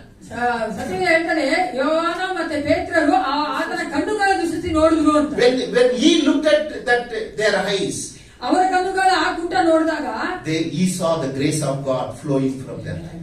ಅವರ ಕಣ್ಣುಗಳ ಮೂಲಕವಾಗಿ ದೇವರ ಕೃಪೆ ಹೊರಟು ಬರುವುದನ್ನು ನೋಡಿದ್ರು. Those kind of movement happening between Isaac, Sarah and Abraham. ಆ ರೀತಿಯಾದ ಕಾರ್ಯಗಳೇ ಅಬ್ರಹಾಮ, ಸಾರಾ ಮತ್ತೆ ಈಸಾಕನ ನಡುವೆ ನಡೀತಾ ಇದೆ. God is telling to this couple, look at the child, look at his eyes, you will see the promised land. ದೇವರು ಹೇಳ್ತಾ ಇದ್ದಾನೆ, ಆ ಮಗುವ ಕಣ್ಣುಗಳು ನೋಡಿ ನೀವು ಆಗ ನೋಡ್ತೀರಾ ವಾಗ್ದಾನದ ದೇಶವನ್ನ ಅಂತ. In him they saw the entire nation. ಆತನಲ್ಲಿ ಆ ಒಂದು ಸಂಪೂರ್ಣವಾದ ದೇಶವನ್ನ ಅವರು ಕಂಡುಕೊಂಡು. They can also that even we are going to die, but the generation will come that they will continue to praise God, and they will be in the promise they made to Abraham and Sarah, that you will be a great nation. Abraham Sara ಸತ್ರು ಸಹ ನಿನ್ನ ಮೂಲಕವಾಗಿ ದೊಡ್ಡ ಜನಾಂಗ ಎಬ್ಬಿಸ್ತೀನಲ್ಲ, ಆ ಕಾರ್ಯವನ್ನ ದೇವರ ಸಂತತಿಗಳ ಮೂಲಕವಾಗಿ ಅವರು ದೇವರನ್ನ ಸ್ತೋತ್ರ ಮಾಡುವಂತೆ ಆ ವಾಗ್ದಾನ ದೇಶಕ್ಕೆ ಹೋಗುವಂತೆ ಮಾಡಿದ್ದಾನೆ. And when they were having a joyful moment in their family, having a son at the age of 100. ಆ 100 ವರ್ಷದಲ್ಲಿ ಅಬ್ರಹಾಮನಿಗೆ ಆ ಒಂದು ಭಗವಂತ ಹುಟ್ಟಿದಾಗ ಅವರು ಎಷ್ಟು ಸಂತೋಷವುಳ್ಳವರಾಗಿ ಆಚರಣೆ ಮಾಡ್ತಾ ಇದ್ರು. There is something unrest happened. ಆದ್ರೆ ಅಲ್ಲಿ ಕೆಲವೊಂದು ಕಾರ್ಯ ಆಯ್ತು. What happened? ಏನಾಯ್ತು? They were enjoying, they were jubilant, they were celebrating. They celebrated 1 week of his birth, 1 month of his birth, 1 year of his birth. There was a celebration happening in their home. Then God comes and asks him something to do. ಅಲ್ಲಿ ಅವ್ರು ಸಂತೋಷವಾಗಿದ್ರು ಮಗುನೊಟ್ಟಿಗೆ, ಆಗ ದೇವರು ಬಂದು ಕೇಳಿದ್ರು ಒಂದು ಕಾರ್ಯನ. What did he ask? ಏನಂದ್ರು ಅಬ್ರಹಾಮಿಗೆ? If God would have asked him gold and silver and land and all the livestock, he would have been happily to give. Abraham ಹತ್ರ ಬಂದು ಬೇಕಾದ ಚಿನ್ನ, ಬೆಳ್ಳಿ, ದುಡ್ಡು, ಆಸ್ತಿ ಎಲ್ಲ ಕೇಳಿದ್ರು ಅವ್ರು ಸಂತೋಷವುಳ್ಳನಾಗ್ತಾ ಇದ್ದ. Behind Abraham had many things. He had many servants. ಅಬ್ರಹಾಮಿಗೆ ಅನೇಕ ಸೇವಕರಿದ್ದು, ಅನೇಕ ಆಸ್ತಿ ಇತ್ತು. If God would have asked the offering and tithes, he would have happily given. ದೇವರು ಆತನಲ್ಲಿ ಆ ದಶಭಾಗಗಳನ್ನ ಮತ್ತೆ ಕಾಣಿಕೆಗಳನ್ನು ಕೇಳಿದ್ರೆ ಆತನ ಸಂತೋಷ ಕೊಡ್ತಾ ಇದ್ದ. Rather, he told him that I want to give back the son I gave you. ಆದ್ರೆ ಅದ್ರ ಬದಲಿಗೆ ನಾನು ಕೊಟ್ಟಂತ ಮಗನನ್ನ ನನಗೆ ವಾಪಸ್ ಕೊಡು. God did not spare his own son. He gave him at all for our sins. ದೇವರು ತನ್ನ ಸ್ವಂತ ಮಗನೇ ತನಗಾಗಿ ಉಳಿಸಿಕೊಳ್ಳಿಲ್ಲ, ನಮಗಾಗಿ ಆತನ ಪಾಪಗಳಿಗಾಗಿ ಒಪ್ಪಿಸಿ ಕೊಟ್ಟನು. God was prophesying to Abraham that I am going to give you a son, and then I am going to offer him to die for you on the cross. God is teaching him, prophesying him that in Jesus Christ this promise will be fulfilled. ದೇವರು ಅಬ್ರಹಾಮನಿಗೆ ಒಂದು ವಾಗ್ದಾನ, ಒಂದು ಪ್ರವಾದನೆಯಾಗಿ ಹೇಳ್ತಾ ಇದ್ದಾನೆ, ನೀವೇ ನಾನು ಕೇಳ್ತಾ ಇದ್ದೀನಿ ನಿನ್ ಮಗನ, ಆದ್ರೆ ನನ್ನ ಮಗನ ನಾನು ಕೊಡಕ್ ಹೋಗ್ತಾ ಇದ್ದೀನಿ ಒಂದು ದಿವಸ ಯೇಸು ಕ್ರಿಸ್ತನನ್ನ. ಆತನು ನಮ್ಮೆಲ್ಲರ ಪಾಪಗಳನ್ನ ತೊರೆಯುವುದಕ್ಕಾಗಿ ತನ್ನನ್ನೇ ಒಪ್ಪಿಸಿ ಕೊಡುತ್ತಾನೆ ಅಂತ ಯೇಸು ಕ್ರಿಸ್ತ ದೇವರಲ್ಲಿ ಅಬ್ರಹಾಮನಿಗೆ ಹೇಳ್ತಾ ಇದ್ದಾನೆ ಒಂದು ಪ್ರವಾದನೆಯಾಗಿ. All the joyful and jubilant moments have come down when God asked. ಎಲ್ಲ ಸಂತೋಷ ಇಳಿದೋಯ್ತು ದೇವರು ತನ್ನ ಮಗನನ್ನ ಕೇಳಿದಾಗ ಅಬ್ರಹಾಮನಿಗೆ. Sometimes God will ask what is dear to you. ದೇವರು ಕೆಲವೊಂದು ಸಾರಿ ನಮ್ಗೆ ಯಾವತ್ತೂ ತುಂಬಾ ಸಂತೋಷ ಕೊಡುತ್ತೋ, ತುಂಬಾ ಹತ್ತಿರವಾಗಿದೆ ಅದನ್ನೇ ಕೇಳ್ಬಿಡ್ತಾನೆ. Me and my wife experienced that with our children. ನಾವು ನನ್ನ ಹೆಂಡತಿ ಅದನ್ನ ನಮ್ಮ ಮಕ್ಕಳ ಕುರಿತಾಗಿ ಅನುಭವಿಸಿದ್ದೇನೆ. I asked God, Lord, you taken what is dear to us. ನಮಗೆ ಬಹಳ ಪ್ರಿಯವಾದನ್ನ ನೀವು ತೆಗೆದುಕೊಂಡಿದ್ಯಾ ದೇವರೇ ಅಂತ ಹೇಳಿದ್ದೇನೆ. He didn't ask sacrifice my son, ಅದೇ ನನ್ನ ಮಗನ ಬಲಿ ಕೊಡೋದ ದೇವರು ಕೇಳಿಲ್ಲ, but he gave us an experience. ಆ ಒಂದು ಅನುಭವನ ಹೊಂದಿಕೊಳ್ಳುವಂತೆ ಮಾಡಿದ್ದಾನೆ.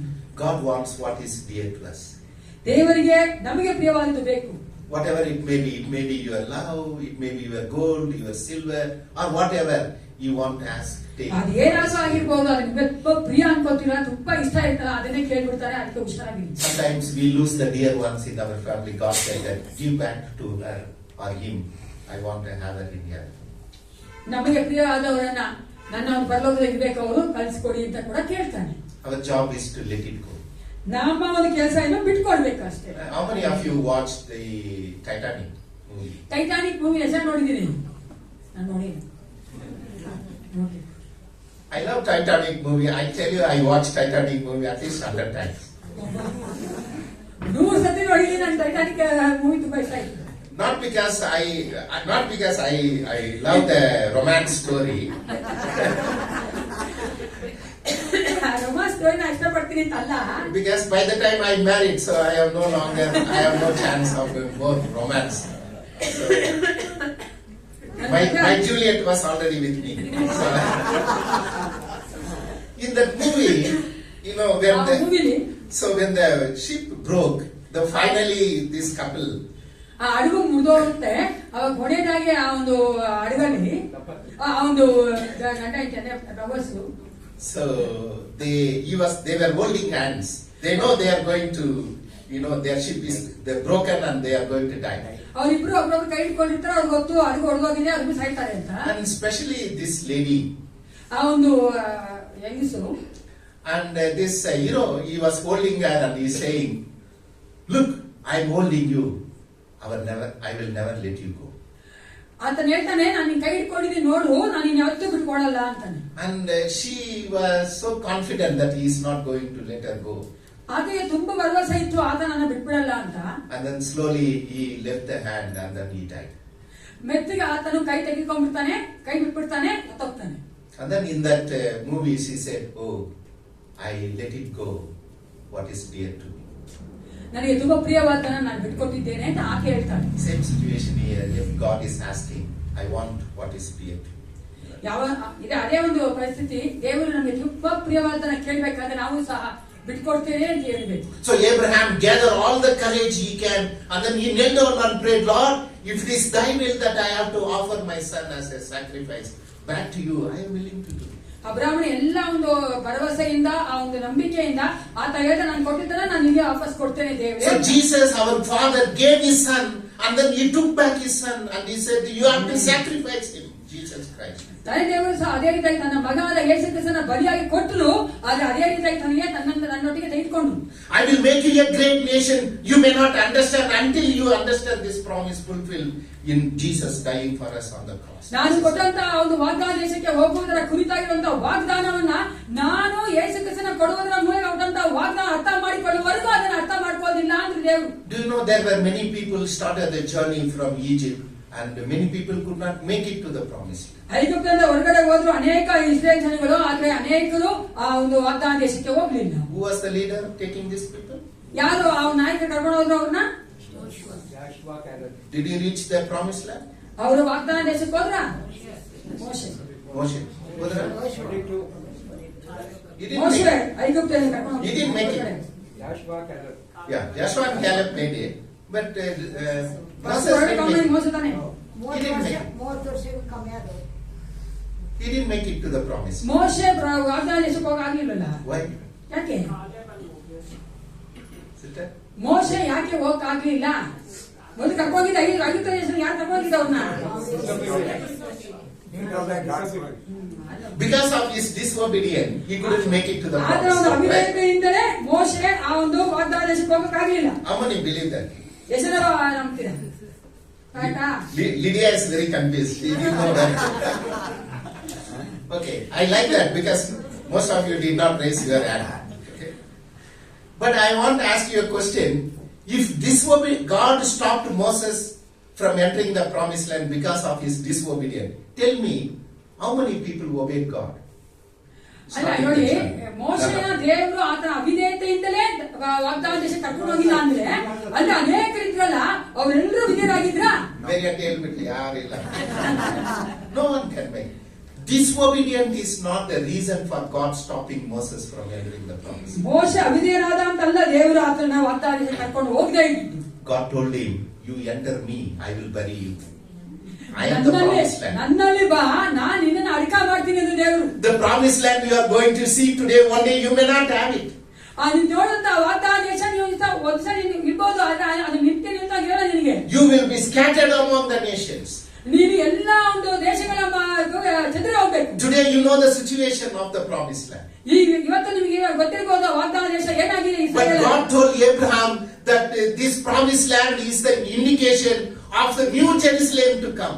ಆ ಒಂದು ವಾಗ್ದಾನ ದೇಶ ಯಾವುದಕ್ಕೆ ಸೂಚಿಸ್ತಾ ಇದೆ ಅಂದ್ರೆ ಹೊಸ ಒಂದು ಯೆರೂಸಲೇಮಿಗೆ ಸೂಚನೆ ಆಗಿದೆ. The promised land is the physical expression of your spiritual world in Jesus Christ to come.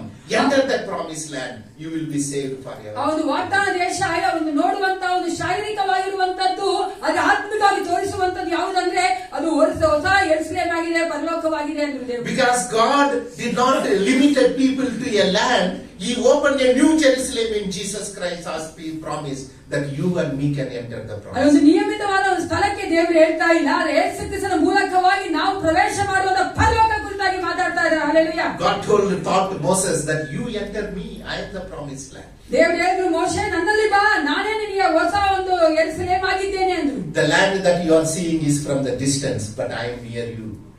ನೀನು ನೋಡ್ತಾ ಇರೋ ವಾಗ್ದಾನ ದೇಶ ದೂರದಲ್ಲಿ ಕಾಣಿಸ್ತಾ ಇದೆ, ಆದರೆ ನಾನು ನಿನ್ನೊಟ್ಟಿಗೆ ಇಲ್ಲೇ ಇದ್ದೇನೆ ಅಂದ್ರು ದೇವರು. So all these are connection with the coming of the Lord Jesus Christ. ಯೇಸು ಕ್ರಿಸ್ತನ ಬರುವಿಕೆ ಇದೆಲ್ಲವೂ ನಾನು ನೋಡುತ್ತಾ ಕನೆಕ್ಷನ್ ಕೊಡ್ತದೆ. Then coming back to the story of Abraham. ಅಬ್ರಹಾಮನ ಕಥೆಗೆ ಬರುವುದಾದ್ರೆ, In this story, if you read the story, there was in this discussion, his mother, Isaac mother, or Abraham wife was not involved. Have you noticed that? ಅಲ್ಲಿ ಮಾತಾಡ್ಬೇಕಾದ್ರೆ ದೇವರು Abraham ಜೊತೆಗೆ ಅಲ್ಲಿ ಸಾರಾ ಇರಲಿಲ್ಲ. No, she was not involved in any of the conversation. ಯಾವ ಮಾತುಕತೆ ಇಲ್ಲ, ಆಕೆ ಇಲ್ಲ. Until they made the journey and came back home, she didn't know what's happening. ಆಕೆ ಹೊರಗಡೆ ಪ್ರಯಾಣ ಮಾಡಿ ವಾಪಸ್ ಬಂದಾಗವರೆಗೂ ಆಕೆಗೆ ಏನೂ ಗೊತ್ತಿಲ್ಲ. Why do you think that is possible? ಯಾವ ತರ ಅದು ಸಾಧ್ಯ ಆಗುತ್ತೆ? ಆಕೆಗೆ ಏನೂ ಗೊತ್ತಿಲ್ಲ. ಇವಾಗ ಬಿಡ್ತಾರಾ ಎಂತಿ? ನನ್ಗೆ ಹೇಳ್ದಿದ್ರೆ ನೀವು ಇಷ್ಟು ಬ್ಯಾಂಕ್ ನಲ್ಲಿ ATM ನಲ್ಲಿ ವಿಡ್ರಾ ಮಾಡ್ಕೊಂಡು ಕಮರ್ಷಿಯಲ್ ಗೆ ಹೋಗಿ ನನ್ಗೆ ಸೀರೆ ತಂದಿದ್ರ, ನನ್ಗೊಂದು ಮಾತು ಹೇಳ್ಬಾರ್ದ?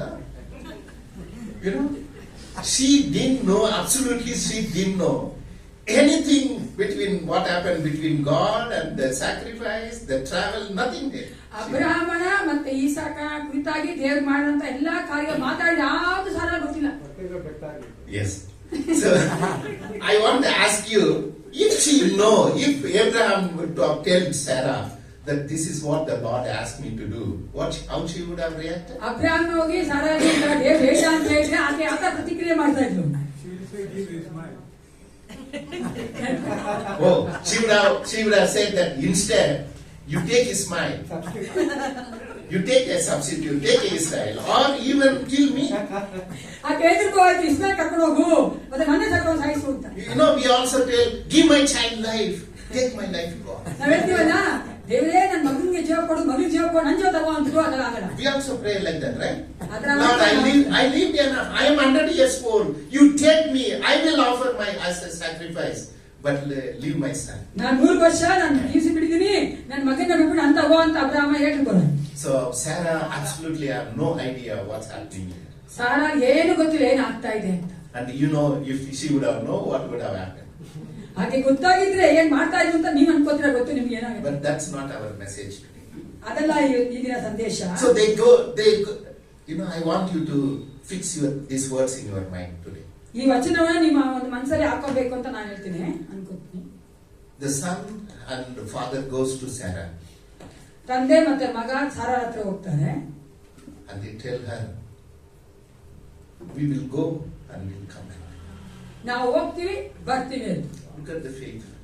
ಎಂತ ಒಂದು ನಂಬಿಕೆ ನೋಡಿ. When God told them that you have to offer your sacrifice of your son, look at the faith of your person. He's telling that we are going to go to Moriah, and we go and we will. ಮೋರಿಯಾ ಬೆಟ್ಟಕ್ಕೆ ಹೋಗಿ ನಾವು ವಾಪಸ್ ಬರ್ತೇವೆ ಅಂತ ಹೇಳ್ತಾ ಇರುವಂತ ಒಂದು ನಂಬಿಕೆ ನೋಡಿ ಆ ವಯಸ್ಸಾದವರ ಹತ್ರ ಎಂತ ನಂಬಿಕೆ ಇತ್ತು. The Bible is we will go, we will come back. ನಾವು ಹೋಗ್ತೀವಿ ತಿರುಗಿ ಬರ್ತೇವೆ. Do you have a faith? ಅಂತ ನಂಬಿಕೆ ನಮಗಿದೆಯಾ? Do you have such a faith? ಅಂತ ನಂಬಿಕೆ ನಮಗಿದೆಯಾ? That you know God is asking. I don't know His plan and His purpose. If God is allowing my son to be sacrificed, He is able to raise my son from the dead. ಆತನ ಸಣ್ಣ ಹೊತ್ತು ನಂಬಿಕೆ ಇತ್ತು, ದೇವರು ನನ್ನ ಮಗನ್ ಕೇಳ್ತಾ ಇದ್ದಾನೆ, ಅದು ಬಲಿ ಕೊಡುವಂತದ ಅಂದ್ರೆ ದೇವರು ಶಕ್ತನಾಗಿ ನನ್ನ ಮಗನ ಎಬ್ಬಿಸಕ್ಕೆ ಅಂತ ಅವನ ನಂಬಿಕೆ ಇತ್ತು ಆತ. Because Jesus Christ, when He was crucified, God knows that I will crucify son, but He will come back. ದೇವರು ಯೇಸು ಕ್ರಿಸ್ತನ ಶಿಲುಬೆ ಮೇಲೆ ಹಾಕ್ಬೇಕಾದ್ರೆ ಆತನ ಚೆನ್ನಾಗಿ ಗೊತ್ತಿತ್ತು, ನಾನು ಶಿಲುಬೆಗೆ ಹಾಕಿದ್ದೆ, ನನ್ನ ಮಗ ಎತ್ತಿ So therefore Abraham and Isaac are telling, Mom, we are going back, we are going, we will come back. ಅದಕ್ಕೆ ಅಬ್ರಹಾಮ ಇಸಾಕ ಹೇಳ್ತಾ ಇದ್ದಾರೆ ಅವರ ತಾಯಿಗೆ, ನಾವು ಹೋಗ್ತೀವಿ ತಿರುಗಿ ಬರ್ತೀವಿ. God put a resurrection faith in Abraham that you and me can believe today as a church, that we believe in the resurrection of Jesus Christ. In the similar way that even after our death, we will live with God ever and ever. We will go and we will come back. ಅಬ್ರಾಮ ದೇವರು ಅಪುರಾತನದ ಒಂದು ನಂಬಿಕೆಯನ್ನು ಹಾಕಿದಂದ್ರೆ ನಾವು ಸಹ ಈಗ ಯೇಸು ಕ್ರಿಸ್ತನ ಪುರಾತನ ಆಗಿದ್ದಾನ, ನಾವು ಸಹ ಅದೇ ರೀತಿಯ ಪುರಾತನ ಆಗಿದ್ದೇವೆ ಭರವಸೆ ನಂಬಿಕೆಯಿಂದ ಇರುವಂತೆ ನಾವು ಜೀವಿಸುವವರೆಗೆ ಇರುವಂತೆ ದೇವರು ಮಾಡಿದ್ದಾನೆ. So Abraham had this kind of agonizing moment in his life. He had lot of questions to ask God, but he gathered all that is needed for a sacrifice, and he set journey for 3 days. ಅಬ್ರಾಮನ ಎಲ್ಲ ಪ್ರಶ್ನೆ ಕೇಳ್ಬೋದಾಗಿತ್ತು, ಆದ್ರೂ ಸಹ ಯಾವ್ದೆಲ್ಲ ಬಲಿ ಬೇಕೋ ಅದೆಲ್ಲ ತೆಗೆದುಕೊಂಡವನಾಗಿ ಆ ಬಲಿ ಯಜ್ಞಕ್ಕೋಸ್ಕರವಾಗಿ 3 ದಿನ ಪ್ರಯಾಣ ಮಾಡಕ್ ಹೊರಟ. And they were going, you know the story. The son is going, he's the sacrifice. And they put all the firewood and all the thing on a donkey and they set the journey. And when they were nearing on the journey, the son is asking the question to father. Father, I have a question to you. ಅಪ್ಪ ಎಂದು ಕರೆಯಲು ಇಗೋ ಬೆಂಕಿಯು ಕಟ್ಟಿಗೆಯೂ ಉಂಟು, ಆದರೆ ಹೋಮಕ್ಕೆ ಬೇಕಾದ ಕುರಿ ಎಲ್ಲಿ ಎಂದು ಕೇಳಿದಕ್ಕೆ ಬೆಂಕಿ ಉಂಟು, ಕಡ್ಡಿ ಇದೆ, ಬೆಂಕಿನೂ ಇದೆ, ಕತ್ತಿನೂ ಇಟ್ಕೊಂಡಿದ್ದೀರಾ ನಿಮ್ ಕೈಯಲ್ಲಿ, ಕುರಿಯಲ್ಲಿ? Where is the sacrifice? It's a good question to ask. He is innocent. Jesus Christ is innocent from sin, that he, like Bible tells that, you know, he like sacrificed the lamb, innocent lamb. He was walking innocently. He is not charged with any sin, but he is walking innocently. Yesu Krista ಸಹ ಅಮೇಕನಾಗಿ ಆ ಪಾಪ ಮಾಡದೇ ಇದ್ರೂ ಸಹ ವಧೆಗೆ ಹೋಗುವಂತ ಕುರಿಯ ಹಾಗೆ ಆತನು ನಡ್ಕೊಂಡು ಹೋದ್ರು ಅಂತ ನಾವು ನೋಡ್ತೇವೆ. So then what did Abraham answer? ಅಬ್ರಾಮ ಏನಾದ್ರು ಉತ್ತರ ಅದಕ್ಕೆ? God will provide. ದೇವರು ಒದಗಿಸುತ್ತಾನೆ ಮಗನೇ. That would have been a last chance for Abraham to tell his son, I am sorry to say that you are the sacrifice. ಅಬ್ರಾಮ ಹೇಳಕ್ಕಾಗಲೇ ಇರ್ಬೋದು, ಯಾಕಂದ್ರೆ ನೀನೇ ಒಂದು ಬಲಿಯಾಗಿದ್ದೇನೆ. Because God wants him, the son. God wants us to be sacrificed. For your sins you have to die. For our sins we have to go through the punishment. For our sins we have to die. We are the sacrifice. You are the sacrifice. But Abraham is telling him, God will provide so that I don't have to be sacrificed on my behalf. Jesus Christ will be sacrificed. ನಾವು ನಮ್ಮ ಪಾಪಗಳಿಗೋಸ್ಕರವಾಗಿ ಬಲಿ ಆಗಬೇಕು. ನಾವು ನಮ್ಮ ಮಾಡಿದ ತಪ್ಪುಗಳಿಗಾಗಿ ನಾವು ಶಿಲುಬೆಗೆ ಏರಬೇಕು. ಎಲ್ಲ ಇದ್ರೂ ಸಹ ದೇವರು ಅಬ್ರಾಹ್ಮನಿಗೆ ಯಾವುದಾಗಿ ಒದಗಿಸಿ ಕೊಡ್ತಾ ಅಂತ ಅಬ್ರಾಹ್ಮ ಹೇಳ್ತಾನೆ, ದೇವರು ಒದಗಿಸ್ತಾನೆ ಅಂತ. ದೇವರು ಅದೇ ತರ ನಮ್ಮ ಪಾಪಗಳಿಗೋಸ್ಕರವಾಗಿ ಯೇಸು ಕ್ರಿಸ್ತನು ಒದಗಿಸಿಕೊಟ್ಟಿದ್ದಾನೆ. Hallelujah. The message for us today is ಒಂದು ಸಂದೇಶವೇನೆಂದ್ರೆ God will provide. ದೇವರು ಒದಗಿಸುವ ನಮಗೆ ಒದಗಿಸುತ್ತಾನೆ. God will provide. ದೇವರು ಒದಗಿಸ್ತಾನೆ. So he told that and he started the journey. He didn't stop. ಆ ಪ್ರಯಾಣವನ್ನು ಮುಂದುವರಿಸಿಕೊಂಡು ಹೋದ್ರು. Because Abraham had such a faith that I don't know if I have to sacrifice my son, but I have a belief the God who is able to give a son in my 100 years of age, he is able to bring my son back to life. He had such a faith. ಆತನಿಗೆ ನಂಬಿಕೆ ಇತ್ತು, 100 ವರ್ಷವಾದ ನನಗೆ ಮಗು ಕೊಟ್ಟಿದ್ದಾನೆ ಅಂದ್ರೆ ದೇವರು ತಿರುಗಿ ನನಗೆ ಮಗನ ಎಬ್ಬಿಸೋಕೆ ಸಾಧ್ಯ ಉಂಟು ಅಂತ ಆತ ನಂಬಿದ. That's why he told his wife that we will go and we will come back. ಅದಕ್ಕೆ ಹೆಂಡತಿ ಸಾರಾಗಿ ಹೇಳ್ತಾ ನಾವು ಹೋಗಿ ಬರ್ತೇವೆ. Even I am not going to come back, God is able to raise my son from the dead. ಮರಣದಿಂದ ನನ್ನ ಮಗನ ಎಬ್ಬಿಸೋಕೆ ದೇವರು ಸಾಧ್ಯ ಉಂಟು ಅಂತ ಆತ ನಂಬಿದ. Because the name Abraham means the father of all. ಅಬ್ರಾಮ ಅಂದ್ರೇನೆ ಎಲ್ಲರಿಗೂ ತಂದೆಯಾಗಿದ್ದಾನೆ. Sarah means the mother of all. Sara ಅಂದ್ರೆ ಎಲ್ಲರಿಗೂ ತಾಯಿಯಾದವರು. God is able to raise men and women through the unbarren women, and in an uncertain situation God is able to provide you a savior in our desperate situation. ನಮ್ಮ ಎಂತ ಒಂದು ಕಷ್ಟದಲ್ಲಿಯೂ ಸಹ ನಮಗೆ ದೇವರು ನಮಗೆ ಬೇಕಾದಂತ ಒಬ್ಬ ರಕ್ಷಕರನ್ನ ಎಬ್ಬಿಸೋದಕ್ಕೆ ದೇವರಿಂದ ಸಾಧ್ಯ ಉಂಟು. And then Abraham didn't want the other people to know what's happening between him, God and his son. ದೇವರು ಮತ್ತೆ ಅಬ್ರಾಮ ಆತನ ಮಗನ ಮಧ್ಯೆ ಏನಾಗ್ತಾ ಇದೆಯೋ ಅದು ಬೇರೆಯವ್ರು ನೋಡಬಾರ್ದು ಅಂತಾನೆ ಅಬ್ರಾಮ. So he ordered his servant, you stay here, we only will go. ಸೇವಕರಿಗೆ ಹೇಳ್ತಾನೆ, ಇಲ್ಲೇ ಇರಿ, ನಾವು ಹೋಗ್ತೇವೆ. He was bold enough to take this challenge with God, because God and Abraham become a majority. ಇಲ್ಲ ನೋಡ್ತೇವೆ, ಅಬ್ರಾಹ್ಮನು ದೇವರು ತೆಗೆದುಕೊಂಡ ಒಂದು ತೀರ್ಮಾನದಲ್ಲಿ ಅಬ್ರಾಹ್ಮನು ಸ್ಥಿರವಾಗಿ ನಿಂತವನಾಗಿ ಈ ಒಂದು ಸವಾಲನ್ನ ಎದುರಿಸಿದನು. ನೋಡಿ, ನಮ್ಗೆ ಇಕ್ಕಟ್ಟಲ್ಲಿ ನಾವು ಇರುವಾಗ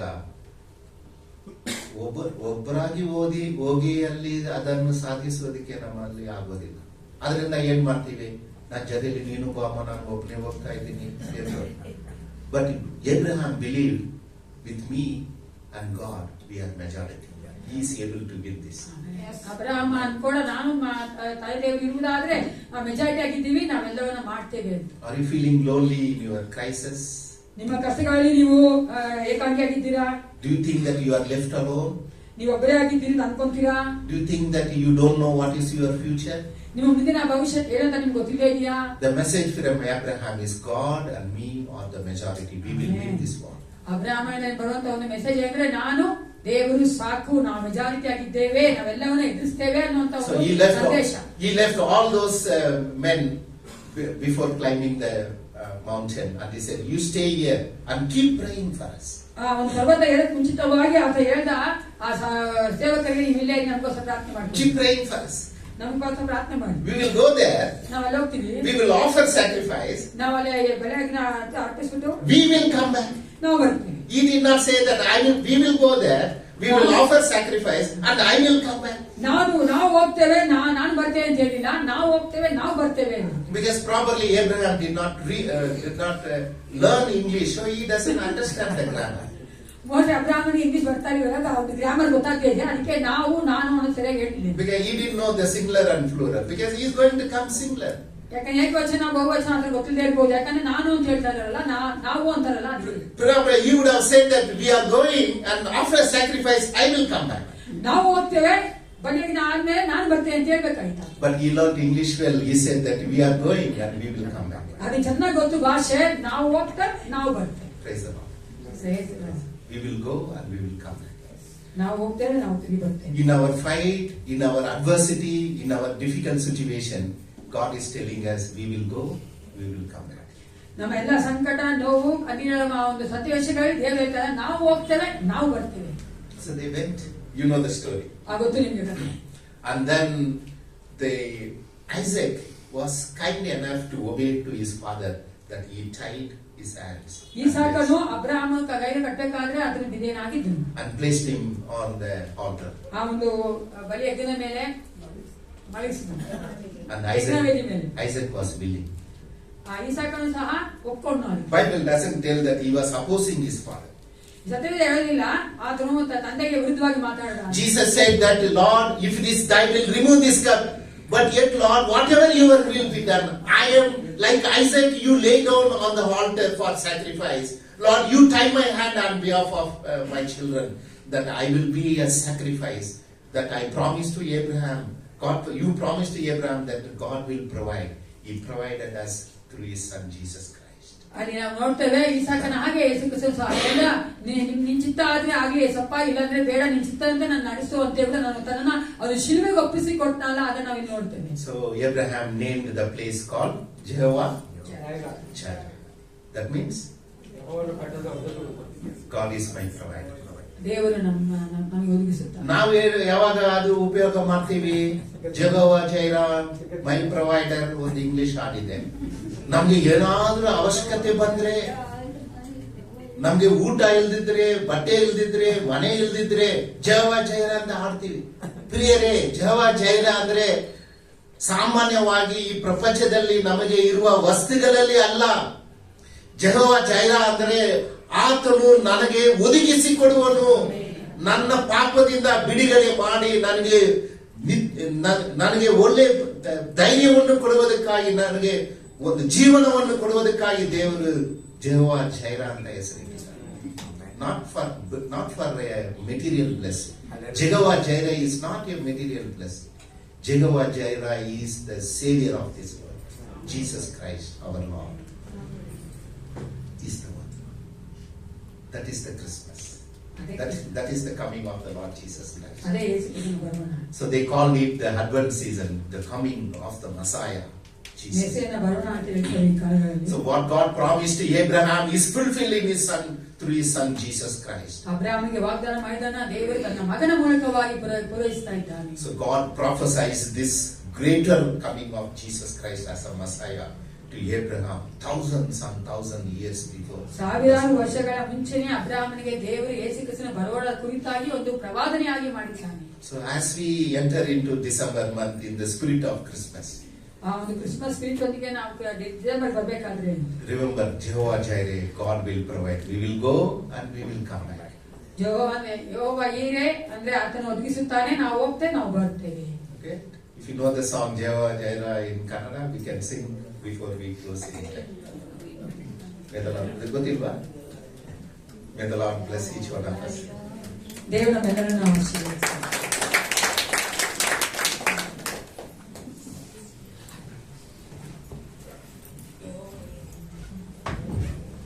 ಜೋವ ಯಾರ್ಯಾರ ನಮ್ ಬೇರೆ ಹಾಡಿದೆ ಅದೇ ಹಾಡು ನಾನು ಹೇಳ್ಕೊಡ್ತೀನಿ.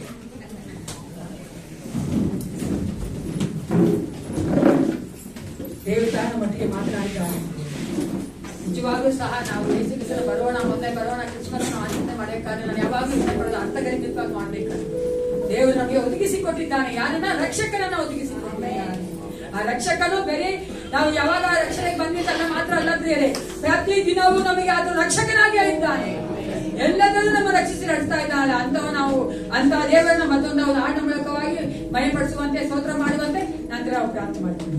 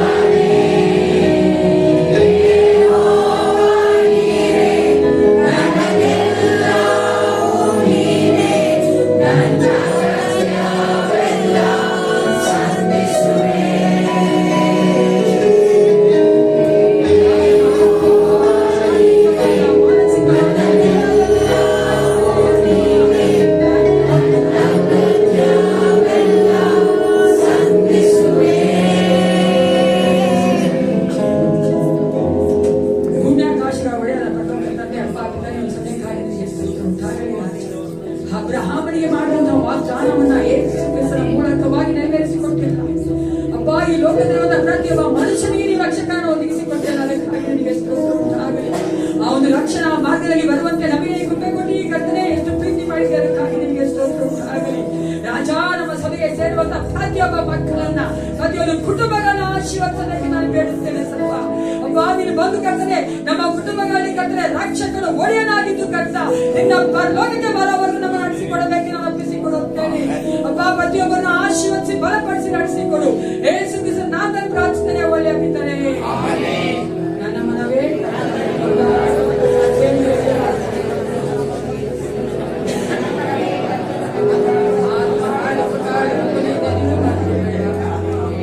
ನಮ್ಮ ಕರ್ತನಾದ ಯೇಸು ಕ್ರಿಸ್ತನ ಕೃಪೆಯು, ತಾಯಿ ದೇವರ ಪ್ರೀತಿಯು, ಪರಿಶುದ್ಧಾತ್ಮ ಅನ್ಯೋನ್ಯತೆಯು, ಸಹವಾಸವು, ಸಹಾಯವು ಸದಾಕಾಲ ನೆಗಟ್ಟಿಗಿರಲಿ. Let Jehovah Jireh bless you and your family.